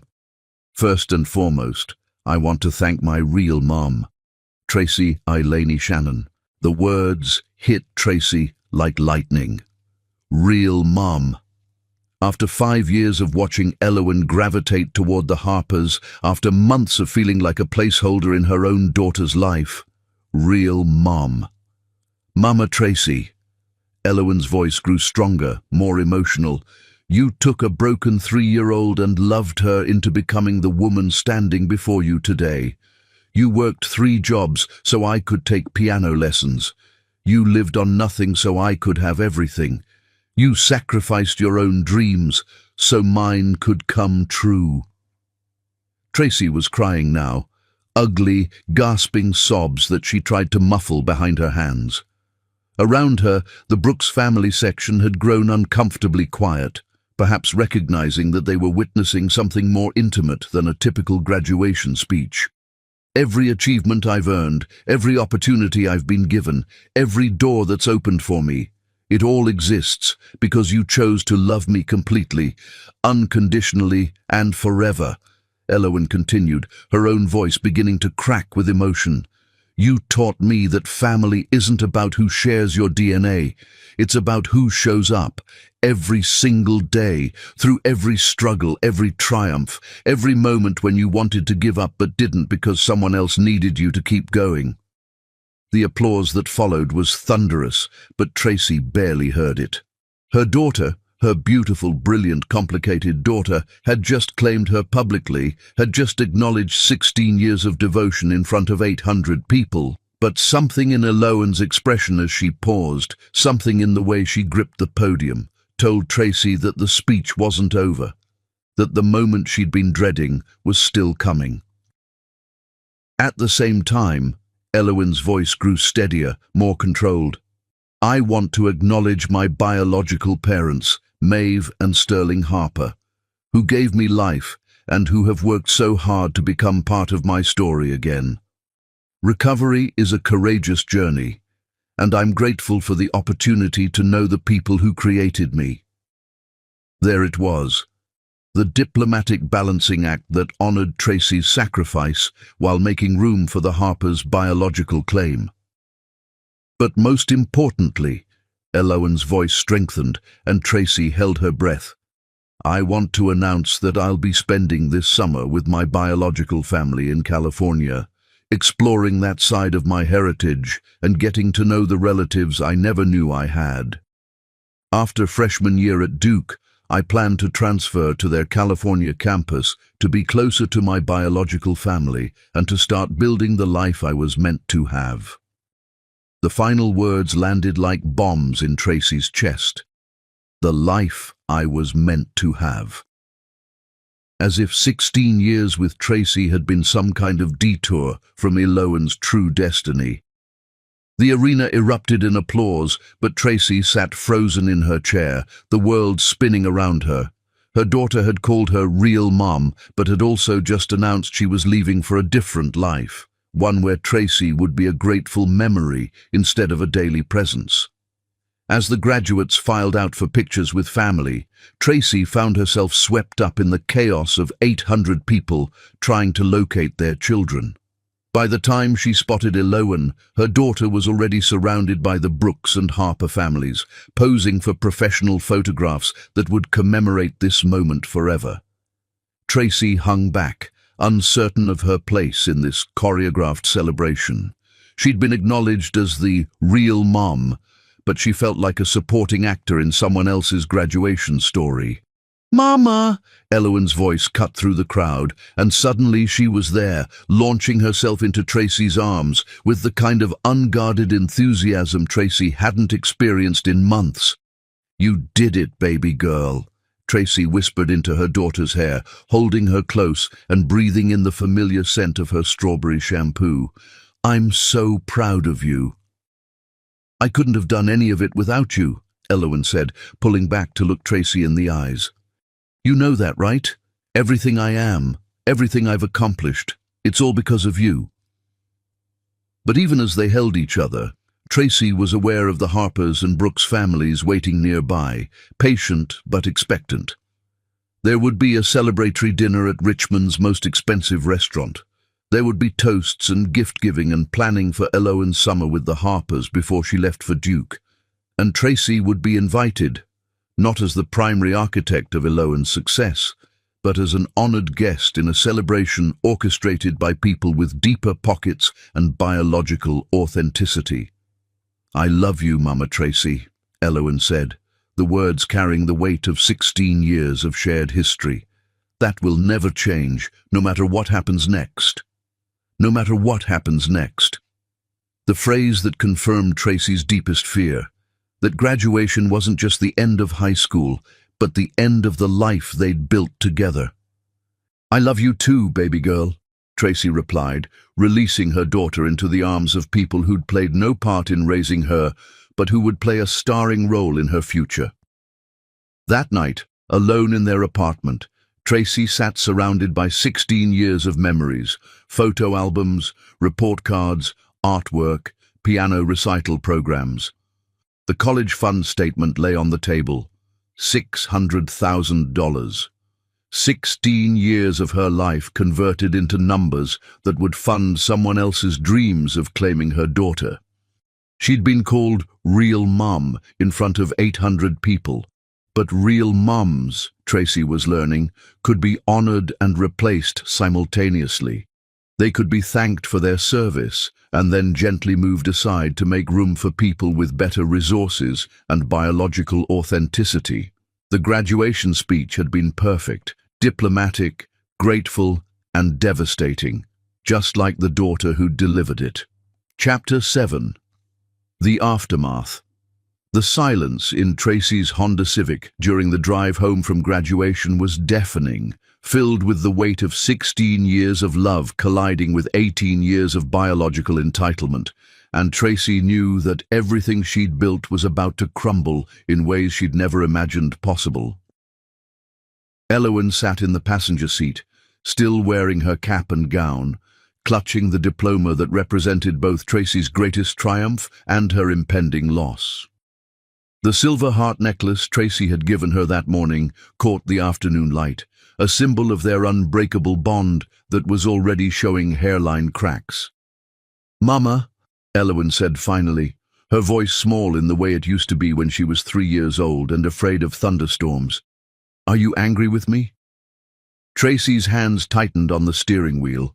Angry didn't begin to cover what she was feeling. Betrayed, devastated, hollowed out. But looking at her daughter's face in the rearview mirror, she saw not the confident valedictorian who'd just announced her intention to build a new life in California, but the terrified child who'd once asked if Tracy would still love her if she cried. "I'm not angry, baby girl," Tracy said quietly. "I'm heartbroken. I didn't mean for it to come out like that. I was going to tell you about California privately, but when I was up there, looking out at everyone, I wanted to be honest about my plans." Honest. The word that felt like salt in an open wound. Eloine had been honest about her plans to leave, honest about choosing the Harpers' world over the life they'd built together, honest about viewing Tracy's 16 years of sacrifice as a temporary arrangement until her real family could reclaim her. "You called me your real mum," Tracy said, pulling into the parking lot of their apartment complex. "And then, in the same speech, you announced you're moving across the country to be with your biological family." "You are my real mum," Eloine insisted, tears starting to form in her green eyes. "Nothing will ever change that. But Mama, they're offering me things you can't. Connections, opportunities, a chance to understand where I come from. It doesn't mean I love you less." Tracy turned off the engine and sat in the silence for a moment, staring at their apartment building, the place where she'd raised her daughter, where they'd shared thousands of meals and built countless dreams, where she'd worked herself to exhaustion to create opportunities for a child who was now ready to walk away from all of it. "When do you leave?" Tracy asked. "Next week. Sterling's arranged for me to fly out to California for the summer. There's an internship at his new company, and Maeve wants to show me around the family properties, introduce me to relatives I've never met. Next week. Not even time to process the betrayal, to say goodbye properly, to figure out how to exist in a world where Elowen wasn't the center of everything. And Duke? I'll do freshman year there like planned, but I'm already working on the transfer application for their California campus. The Harpers think it would be better for me to be closer to family during college. Closer to family.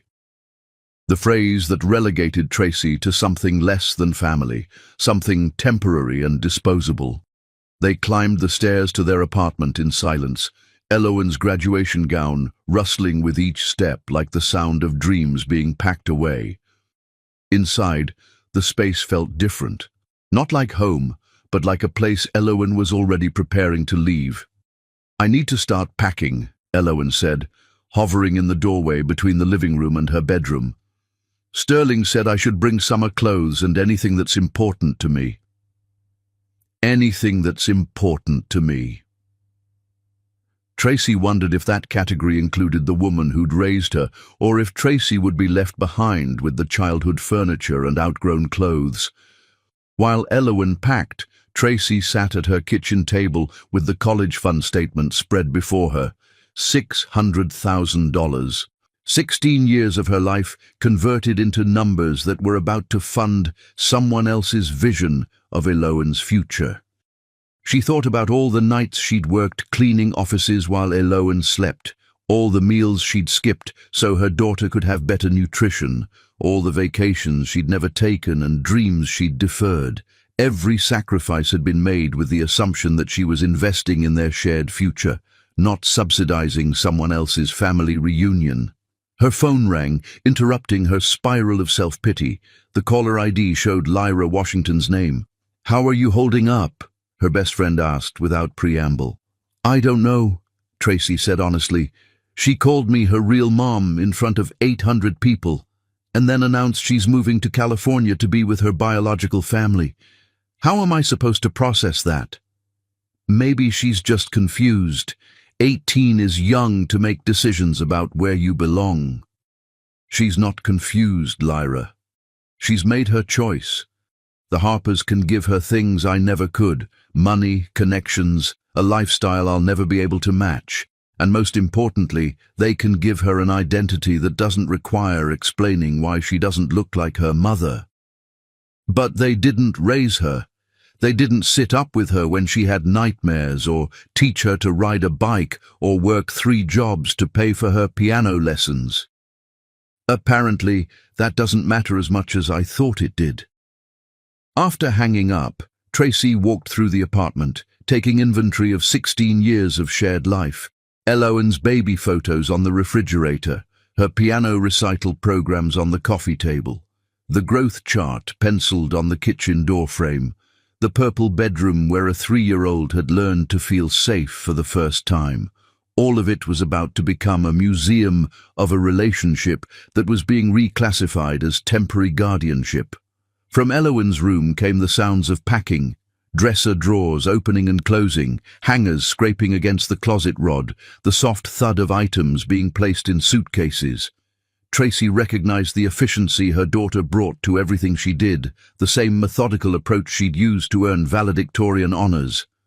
"Mama!" Elowen's voice called from her bedroom. "Could you help me decide what to take?" Tracy found her daughter standing in the middle of her room, surrounded by the artifacts of their life together. Clothes were sorted into piles on her bed, and 2 large suitcases lay open like hungry mouths, waiting to be fed. "What do you need help with?" Elowen held up the Barbie dream house Tracy had saved for 3 months to buy for her 8th birthday, the one Elowen had claimed to still have in her closet because it held too many memories to throw away. "Should I take this?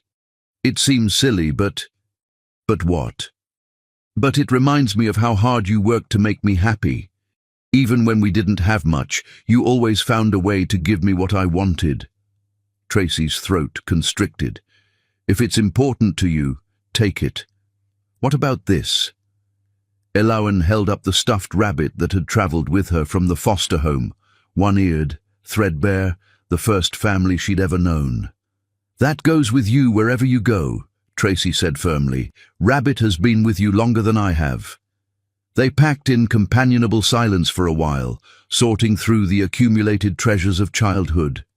Each item seemed to carry the weight of memory. The dress Tracy had sewn for Elowen's first piano recital, the science fair trophies, the stack of birthday cards Tracy had made by hand when money was too tight for store-bought. "Mama," Elowen said suddenly, holding up a photo of the two of them from her 13th birthday. "I want you to know that none of this is about not appreciating everything you've done for me. You saved my life in every way that matters." "Then why does it feel like you're throwing it away?" Elowen sank onto her bed, surrounded by the detritus of her childhood. "Because I am 18 years old, and I have spent my entire conscious life being grateful for being rescued. I have never once gotten to make a choice about where I belong or who I want to be. So this is about choice. This is about finally having options. For the first time in my life, I can choose to explore my biological heritage, to understand where I come from, to see what kind of person I might have been if circumstances had been different." "And what kind of person is that?" "I don't know. That's what I need to find out."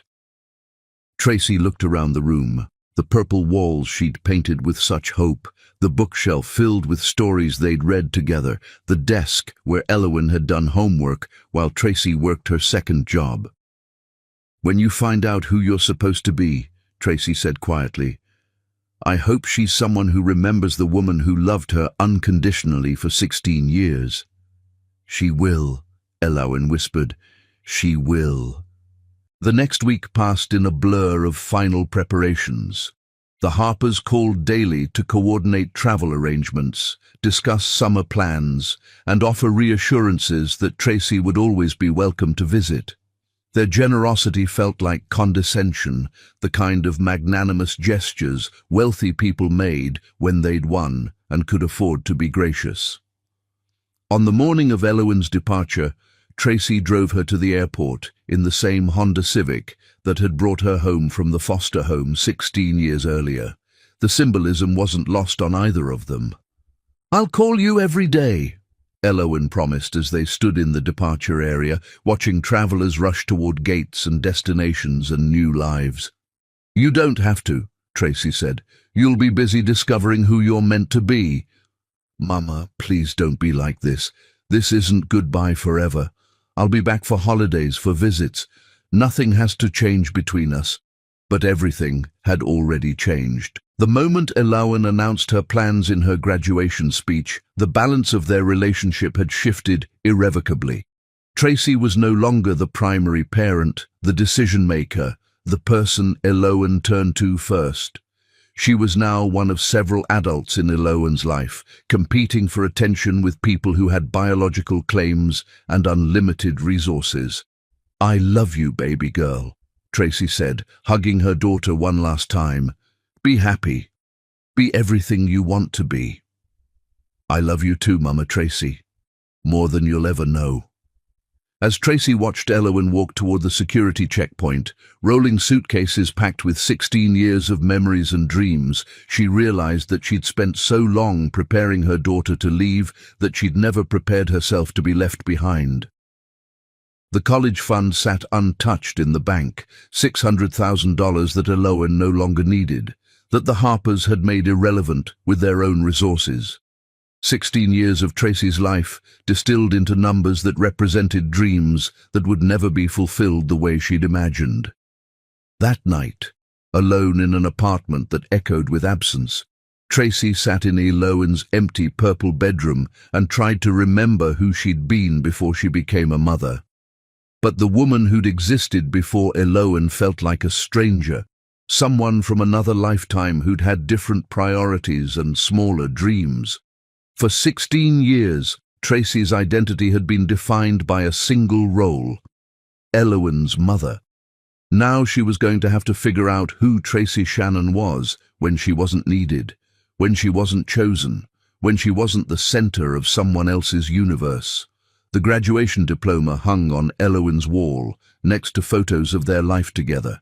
But the girl who'd earned that diploma was already 3,000 miles away, beginning the process of becoming someone new, someone who might not need the woman who'd raised her. Chapter 8. The Breaking Point. 2 months after graduation, Tracy's heart stopped beating properly for the first time in 44 years, and she realized that broken hearts weren't just metaphors. They were medical emergencies waiting to happen to women who'd given everything away and had nothing left to sustain themselves. The attack came on a Tuesday morning while she was cleaning out Elowen's bedroom, finally accepting that her daughter wasn't coming home at the end of summer. Tracy had been holding a photo from Elowen's 8th birthday, the Barbie Dreamhouse year, when she'd worked double shifts for 3 months to afford 30 minutes of pure joy on a little girl's face, when the chest pain started. At first, she mistook it for the heartbreak that had become her constant companion since graduation day. But this was different, sharp, radiating, accompanied by shortness of breath that had nothing to do with crying and everything to do with a cardiovascular system that had finally said enough. 16 years of stress, overwork, and emotional extremes had taken their toll. 3 jobs for 13 years, chronic sleep deprivation, meals skipped so Elowen could have better nutrition, medical checkups postponed because the money always had to go toward the college fund, a body that had been treated as a machine designed to produce opportunities for someone else rather than a vessel deserving of care.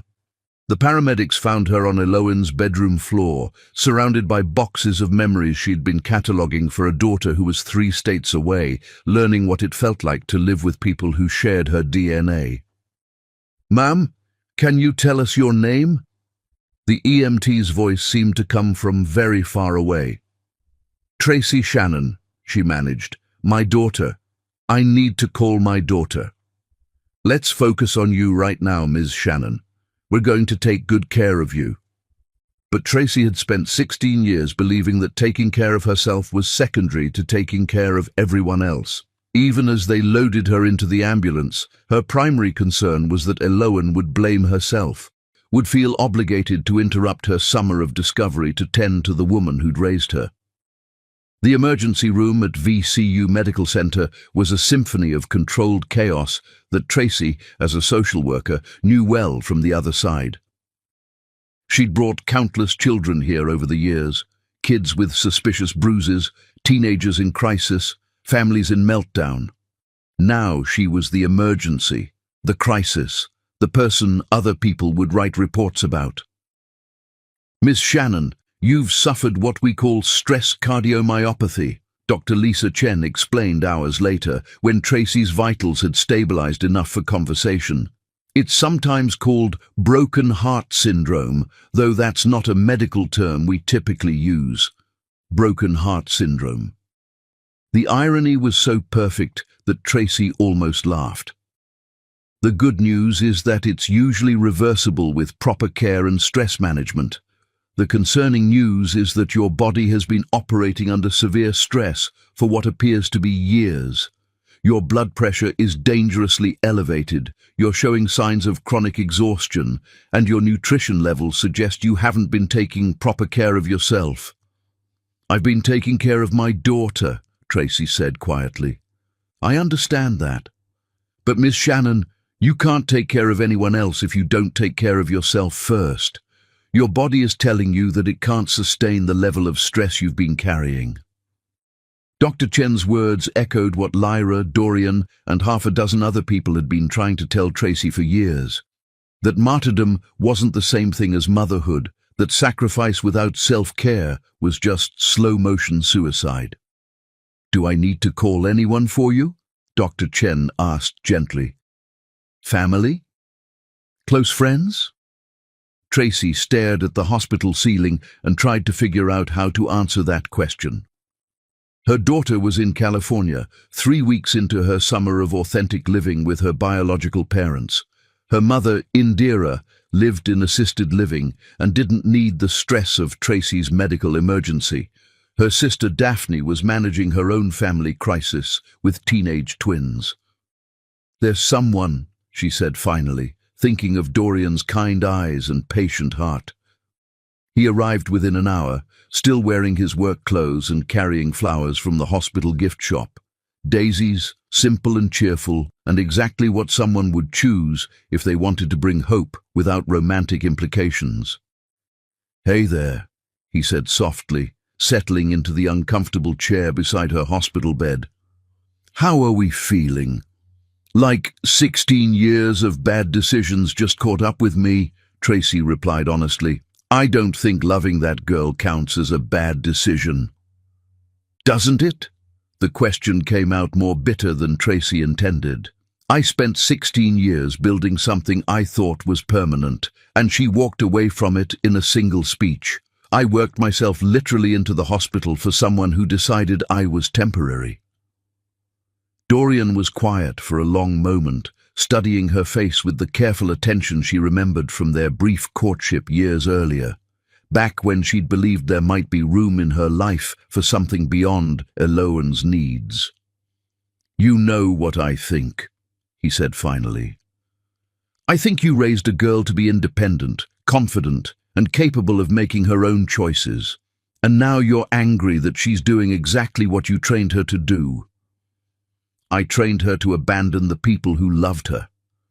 You trained her to pursue her dreams and never settle for less than she deserves. The fact that her dreams don't include you the way you hoped doesn't make them wrong. It makes them hers." The words stung because they carried the uncomfortable weight of truth. Tracy had always told Eloan to aim high, to never limit herself, to choose the best possible future regardless of what other people wanted for her. "So I'm supposed to be happy that she chose people who abandoned her over the person who saved her? You're supposed to be proud that she's strong enough to make complicated choices about her own life, even when those choices hurt people she loves." Tracy turned toward the window, where California seemed impossibly far away. The state where her daughter was learning what it felt like to belong to a traditional family with traditional resources and traditional connections. "She called me," Tracy said quietly, "yesterday, for exactly 23 minutes.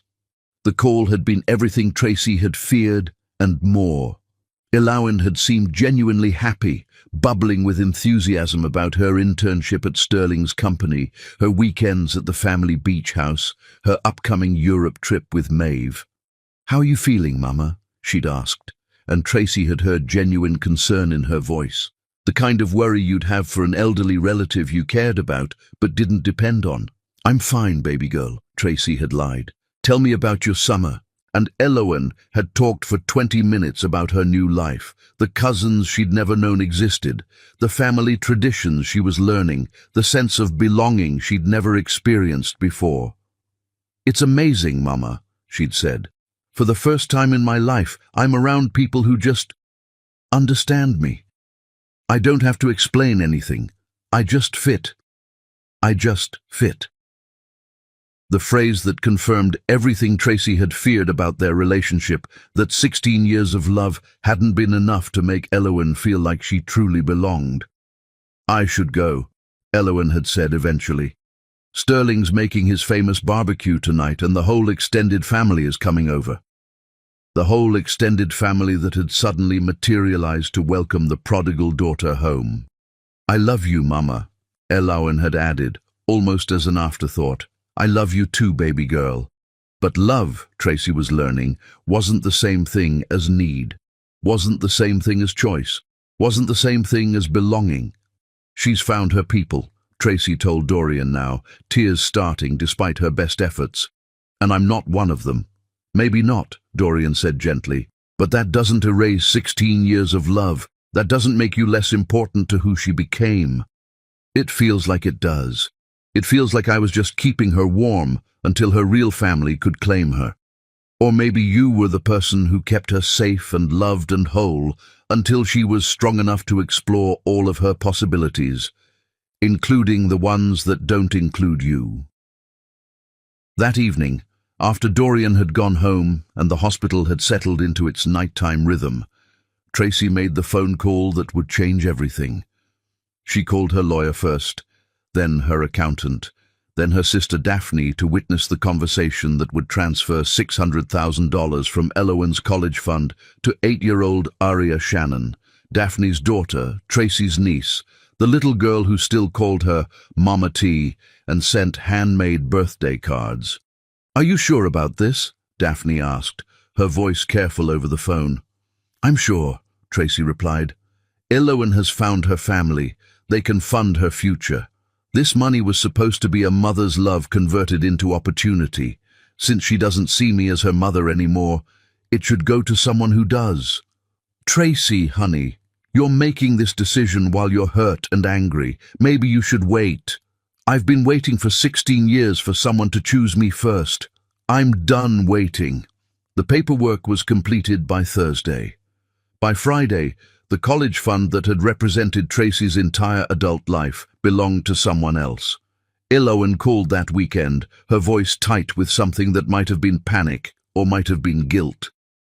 "Mama, I tried to access the college fund for my Duke expenses, and the bank said it's been transferred. Did something happen?" "I transferred it," Tracy said simply. "Transferred it where?" "To Aria. She's 8 years old, loves me unconditionally, and calls me Mama T without having to qualify it by explaining that I'm not her real mother."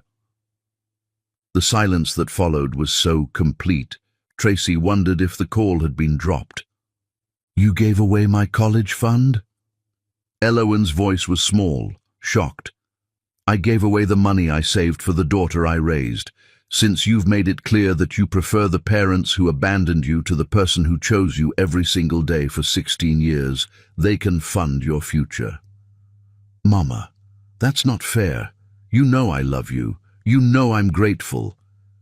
"Gratitude isn't love, Elowen, and I'm tired of being someone you're grateful to instead of someone you choose. The Harpers wanted to be your real parents? Let them pay the real parent price. But Duke is expensive.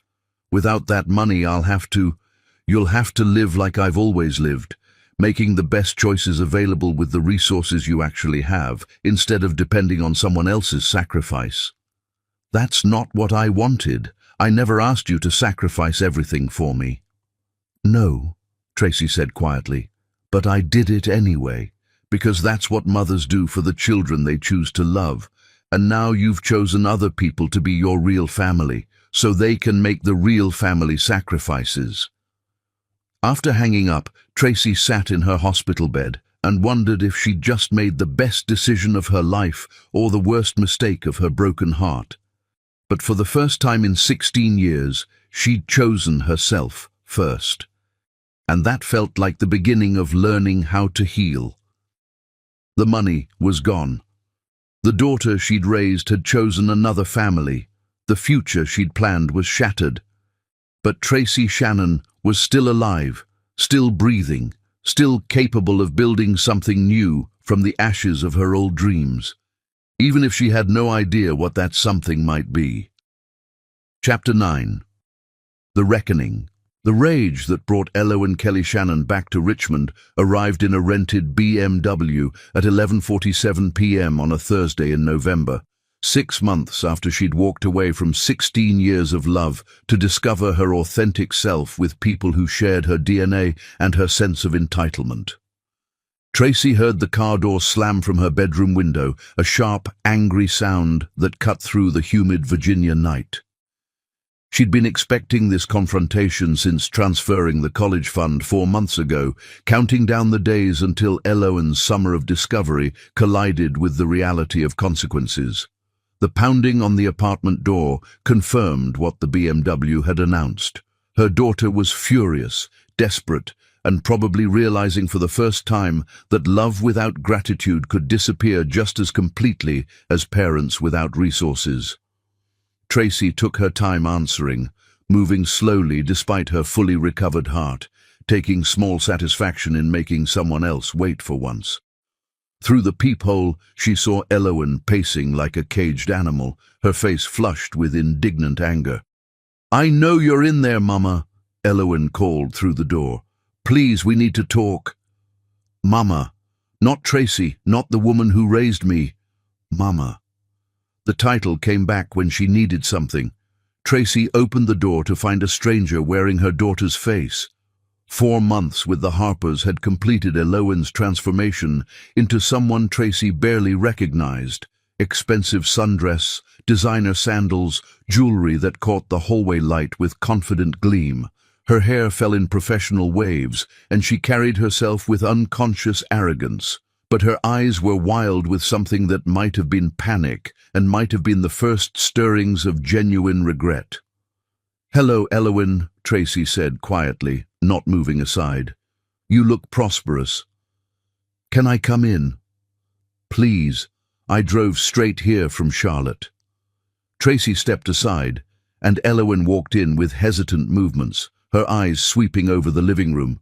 Still furnished with second-hand furniture, still decorated with school photos, still maintaining the careful aesthetic that now probably seemed impossibly small. "The place looks the same," Elowen said, settling carefully on the couch edge. "Did you expect it to change? Did you think I'd redecorate to celebrate your departure?" The words came out sharper than intended, but Tracy didn't apologize. 4 months of wounded silence had transformed heartbreak into something harder. "I expected—" Elowen paused, struggling. "I guess I thought everything would continue the way it always had. That you'd be here, ready to support whatever I needed." "And what exactly do you need, Elowen?" "I need the college fund," Elowen said, abandoning pretense. "Duke's spring tuition is due in 6 weeks, and the Harpers, there's been a complication with their finances." A complication. The delicate way wealthy people described financial collapse. "What kind of complication?" Elowen's composure cracked. "Sterling's company is being investigated by the SEC for securities fraud. Their assets are frozen. And Maeve's family money. Apparently there isn't as much as everyone thought." Tracy felt a flicker of something that wasn't quite satisfaction. The Harpers, with their promises of unlimited resources, had turned out to be as financially fragile as everyone else. "So the people who convinced you to abandon your scholarship suddenly can't afford Duke's tuition?" "It's not that simple," Elowen said defensively. "They're good people who hit a rough patch. These things happen. These things happen when you make promises you can't keep to impress children you abandoned." "They didn't abandon me. They were sick, and they got better, and they wanted to make up for lost time. By buying your affection with promises they couldn't deliver." But Tracy could see doubt flickering behind Elowen's indignation, growing suspicion that she'd been seduced by people better at performing wealth than possessing it. "Tell me about your summer of authentic living," Tracy said, settling into her chair. "What did you discover?" Elowen's expression softened with genuine enthusiasm. "It was wonderful, Mama. For the first time, I felt like I belonged somewhere without explaining myself. The Harpers have this huge extended family, and they welcomed me like I'd always been part of their lives." "And what about the people who actually had been part of your life?" The question landed like a slap. Elowen looked ashamed. "I thought about you constantly. I missed our Saturday pancakes, missed talking through problems with you, missed the way you always knew what I needed to hear. But not enough to call, not enough to visit. I was trying to figure things out, trying to understand who I am when I'm not defined by being the girl you rescued." The girl you rescued. Still reducing 16 years to a single act of charity. "And what did you figure out?" Elowen was quiet, her composure fracturing. "I figured out that belonging somewhere and being loved somewhere aren't the same thing." The admission hung between them like a confession. "The Harpers, they love the idea of me," Elowen continued, voice growing smaller. They love having a daughter who makes them look good, who validates their decision to get clean, but they don't actually know me. They don't know I hate the sound of people chewing, or that I still sleep with lights on sometimes. Those are things you learn through daily life, Tracy said carefully. Through being present for small moments as well as big ones. They want to skip getting to know you and jump to happy family. They want the relationship without doing the work. Tracy recognized the irony, Elowen describing the Harpers' approach in terms that applied to her own recent relationship with Tracy. So you've decided they're not your real family after all? I've decided family isn't about DNA or money or impressive opportunities. Elowen's eyes filled with tears, the first genuine emotion Tracy had seen. Family is about who shows up, every day, even when it's hard, even when you're not grateful enough. The words were everything Tracy had wanted to hear, but they came too late and carried too much self-interest to feel like victory. That's beautiful, Elowen, but it doesn't explain why you're here asking for money instead of forgiveness. I need both, Elowen whispered. I need the college fund, because without it, I can't afford Duke. But I also need you to forgive me for being stupid enough to think DNA mattered more than devotion. The college fund is gone, Tracy said simply. I know you transferred it to Arya, but surely you can transfer it back. She's 8. She doesn't need it yet, and I promise I'll pay back every penny once I'm established. Once I'm established. Still thinking in future promises rather than present accountability. You don't understand, Tracy said gently. It's not about the money anymore. It's about what the money represented. Tracy rose and returned with a manila folder, documentation of the college fund's history, from the first deposit to the final transfer. This money represented 16 years of choosing you first, she said, spreading statements across the coffee table like evidence. 16 years of working 3 jobs, of skipping meals so you could eat better, of wearing the same coat for 5 winters so you could have new school clothes. Elowen stared at the papers with growing horror, perhaps seeing for the first time the mathematical proof of Tracy's sacrifice. Every deposit represents something I didn't buy for myself, Tracy continued. Every $100 was a dinner out I didn't have, a vacation I didn't take, a dream I set aside so yours could come true. Mama, I know you sacrificed, do you? Because 4 months ago you announced you were ready for your authentic life with your real family, which suggested you saw my sacrifice as inheritance rather than gift. Tracy gathered the papers. I gave this money to Arya because she looks at me the way you used to, like I matter, like I'm essential to her happiness, like she chose me just as much as I chose her. But I do love you, Elowen said desperately, more than anyone. I was just confused about balancing loving you with understanding where I came from. And what conclusion did you reach? That where I came from doesn't matter as much as where I'm going, and I want to go there with you, not despite you. Beautiful words, perfectly crafted, but they came from someone in a designer dress who'd driven 3 hours to reclaim a college fund. If that's true, Tracy said quietly, then you'll figure out how to become a doctor without my money. You'll find scholarships, take loans, work your way through school like millions of other students. You'll prove that your love isn't contingent on my ability to fund your dreams. That's not fair, Elowen's voice cracked. I can't afford Duke without that money. I'll have to transfer to a state school, change my plans completely. You'll have to live the way I always lived, making the best choices with the resources you actually have. But you wanted me to go to Duke. You worked 16 years to make that possible. I worked 16 years to give you choices. Now you're making them. These are consequences of choosing people who promised everything and delivered nothing. Elowen stared at her, finally understanding this wasn't a negotiation she could win. So that's it? She asked quietly. 16 years of love just disappear because I made one mistake. 16 years of love don't disappear, Tracy replied. But 16 years of sacrifice do get re-evaluated when the person you sacrificed for announces they're ready to start their real life without you. As Elowen prepared to leave, no hug, no kiss goodbye, she paused at the door with something like genuine grief. I lost everything, didn't I? The Harpers, the money, the future I wanted, and now you too. You didn't lose me, Tracy said softly, but you can't have me the way you used to, as someone who exists primarily to make your life possible. If you want a relationship with me now, it has to be between two adults who choose each other, not between a mother who gives everything and a daughter who takes it for granted. After the BMW pulled away, Tracy sat alone in her apartment, surrounded by the ghost of 16 years of shared life.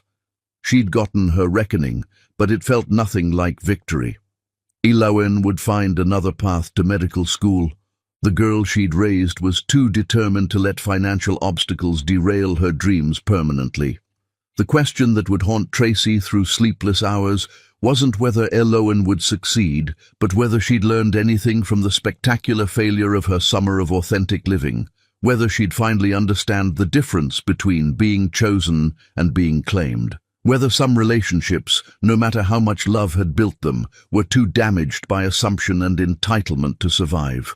The mother who had promised everything to a 3-year-old stranger was learning to say no to an 18-year-old daughter, and that might be the most loving thing she'd ever done for either of them. Chapter 10. The Heart's True Home. 2 years later, Love walked back into Tracy Ailey Shannon's life, wearing scrubs from Richmond Community Hospital, carrying medical textbooks, and looking like someone who'd finally learned the difference between being entitled to something and earning the right to keep it. Tracy was in her backyard garden when she heard familiar footsteps on her front porch. 20-year-old Elowen moved differently now, with less unconscious confidence and more careful determination that came from rebuilding your life from scratch. "Mama," the voice carried through the screen door with tentative quality. "Are you home?" Tracy set down her watering can, taking a moment to steel herself. 2 years had passed since their confrontation over the college fund, 2 years of sporadic phone calls and the careful dance of two people trying to figure out how to love each other without falling back into destructive patterns. "I'm in the back," Tracy called, remaining in her garden sanctuary. Elowen appeared wearing the exhaustion that came from working multiple jobs while attending school full-time. Her hair was pulled back simply, her face free of expensive makeup, and she carried herself with humble determination. "Your garden looks beautiful," Elowen said carefully. "I never knew you were interested in growing things." "I never had time to be interested in anything that wasn't directly related to your future," Tracy replied with honest directness. They stood in awkward silence, taking inventory of how much they'd both changed. Tracy had cut her hair shorter, started wearing clothes that fit, and had developed quiet confidence. Elowen looked older, more serious, with earned maturity. "How's school?" Tracy asked. "Hard. Really hard. Community college, working at the hospital as a nursing aide, living in a studio apartment. But I'm managing. I'll have my associate's degree in May, then transfer to VCU for pre-med." "That's wonderful. You're doing exactly what you need to do." "I wanted to tell you something," Elowen said, settling onto the patio steps. "I saw the Harpers last month. Sterling got 18 months for securities fraud. Maeve is working as a hostess in Charlotte, rebuilding from nothing." Tracy felt a flicker of something that might have been satisfaction or pity. "I'm sorry it worked out that way," Tracy said carefully. "Are you?" Elowen's question carried genuine curiosity. "I'm sorry they disappointed you, but I'm not sorry that their failure forced you to discover what you're capable of when you don't have unlimited resources to fall back on." "I'm capable of more than I thought," Elowen admitted. Working 40 hours while taking full courses, studying in break rooms, learning I can survive on determination and ramen noodles. I never would have discovered that if the Harper money hadn't dried up. And how does that feel? Terrifying and empowering, like I'm finally becoming someone I can respect. They sat in comfortable silence before Elowen continued. River and I broke up 18 months ago. He couldn't understand why I chose community college over the lifestyle his family could provide. He kept trying to rescue me from my choices, and I realized I didn't want to be rescued anymore. I wanted to earn what I had. I wanted to earn what I had. Words that never would have occurred to the 18-year-old who'd expected Tracy's sacrifice, regardless of how badly she'd treated her. "Mama," Elowen's voice grew vulnerable. "I know I have no right to ask this, but is there any chance we could start over? Build something new, something healthier?" Tracy studied her daughter's face, finding only genuine remorse and hard-earned humility. "What would that look like?" "I don't know. I just know I miss you. Not as someone who solves my problems, but as the person who taught me right from wrong, who loved me enough to let me make my own mistakes even when it broke your heart." "It did break my heart," Tracy said quietly. "Completely." "I wasn't counting days to leave you," Elowen said through tears. "I was counting days to figure out who I was supposed to be. I made the mistake of thinking I had to choose between loving you and understanding myself. And now I know that understanding myself means acknowledging that everything good about me came from you. My work ethic, my determination, my ability to love deeply, all from watching you live those values every day."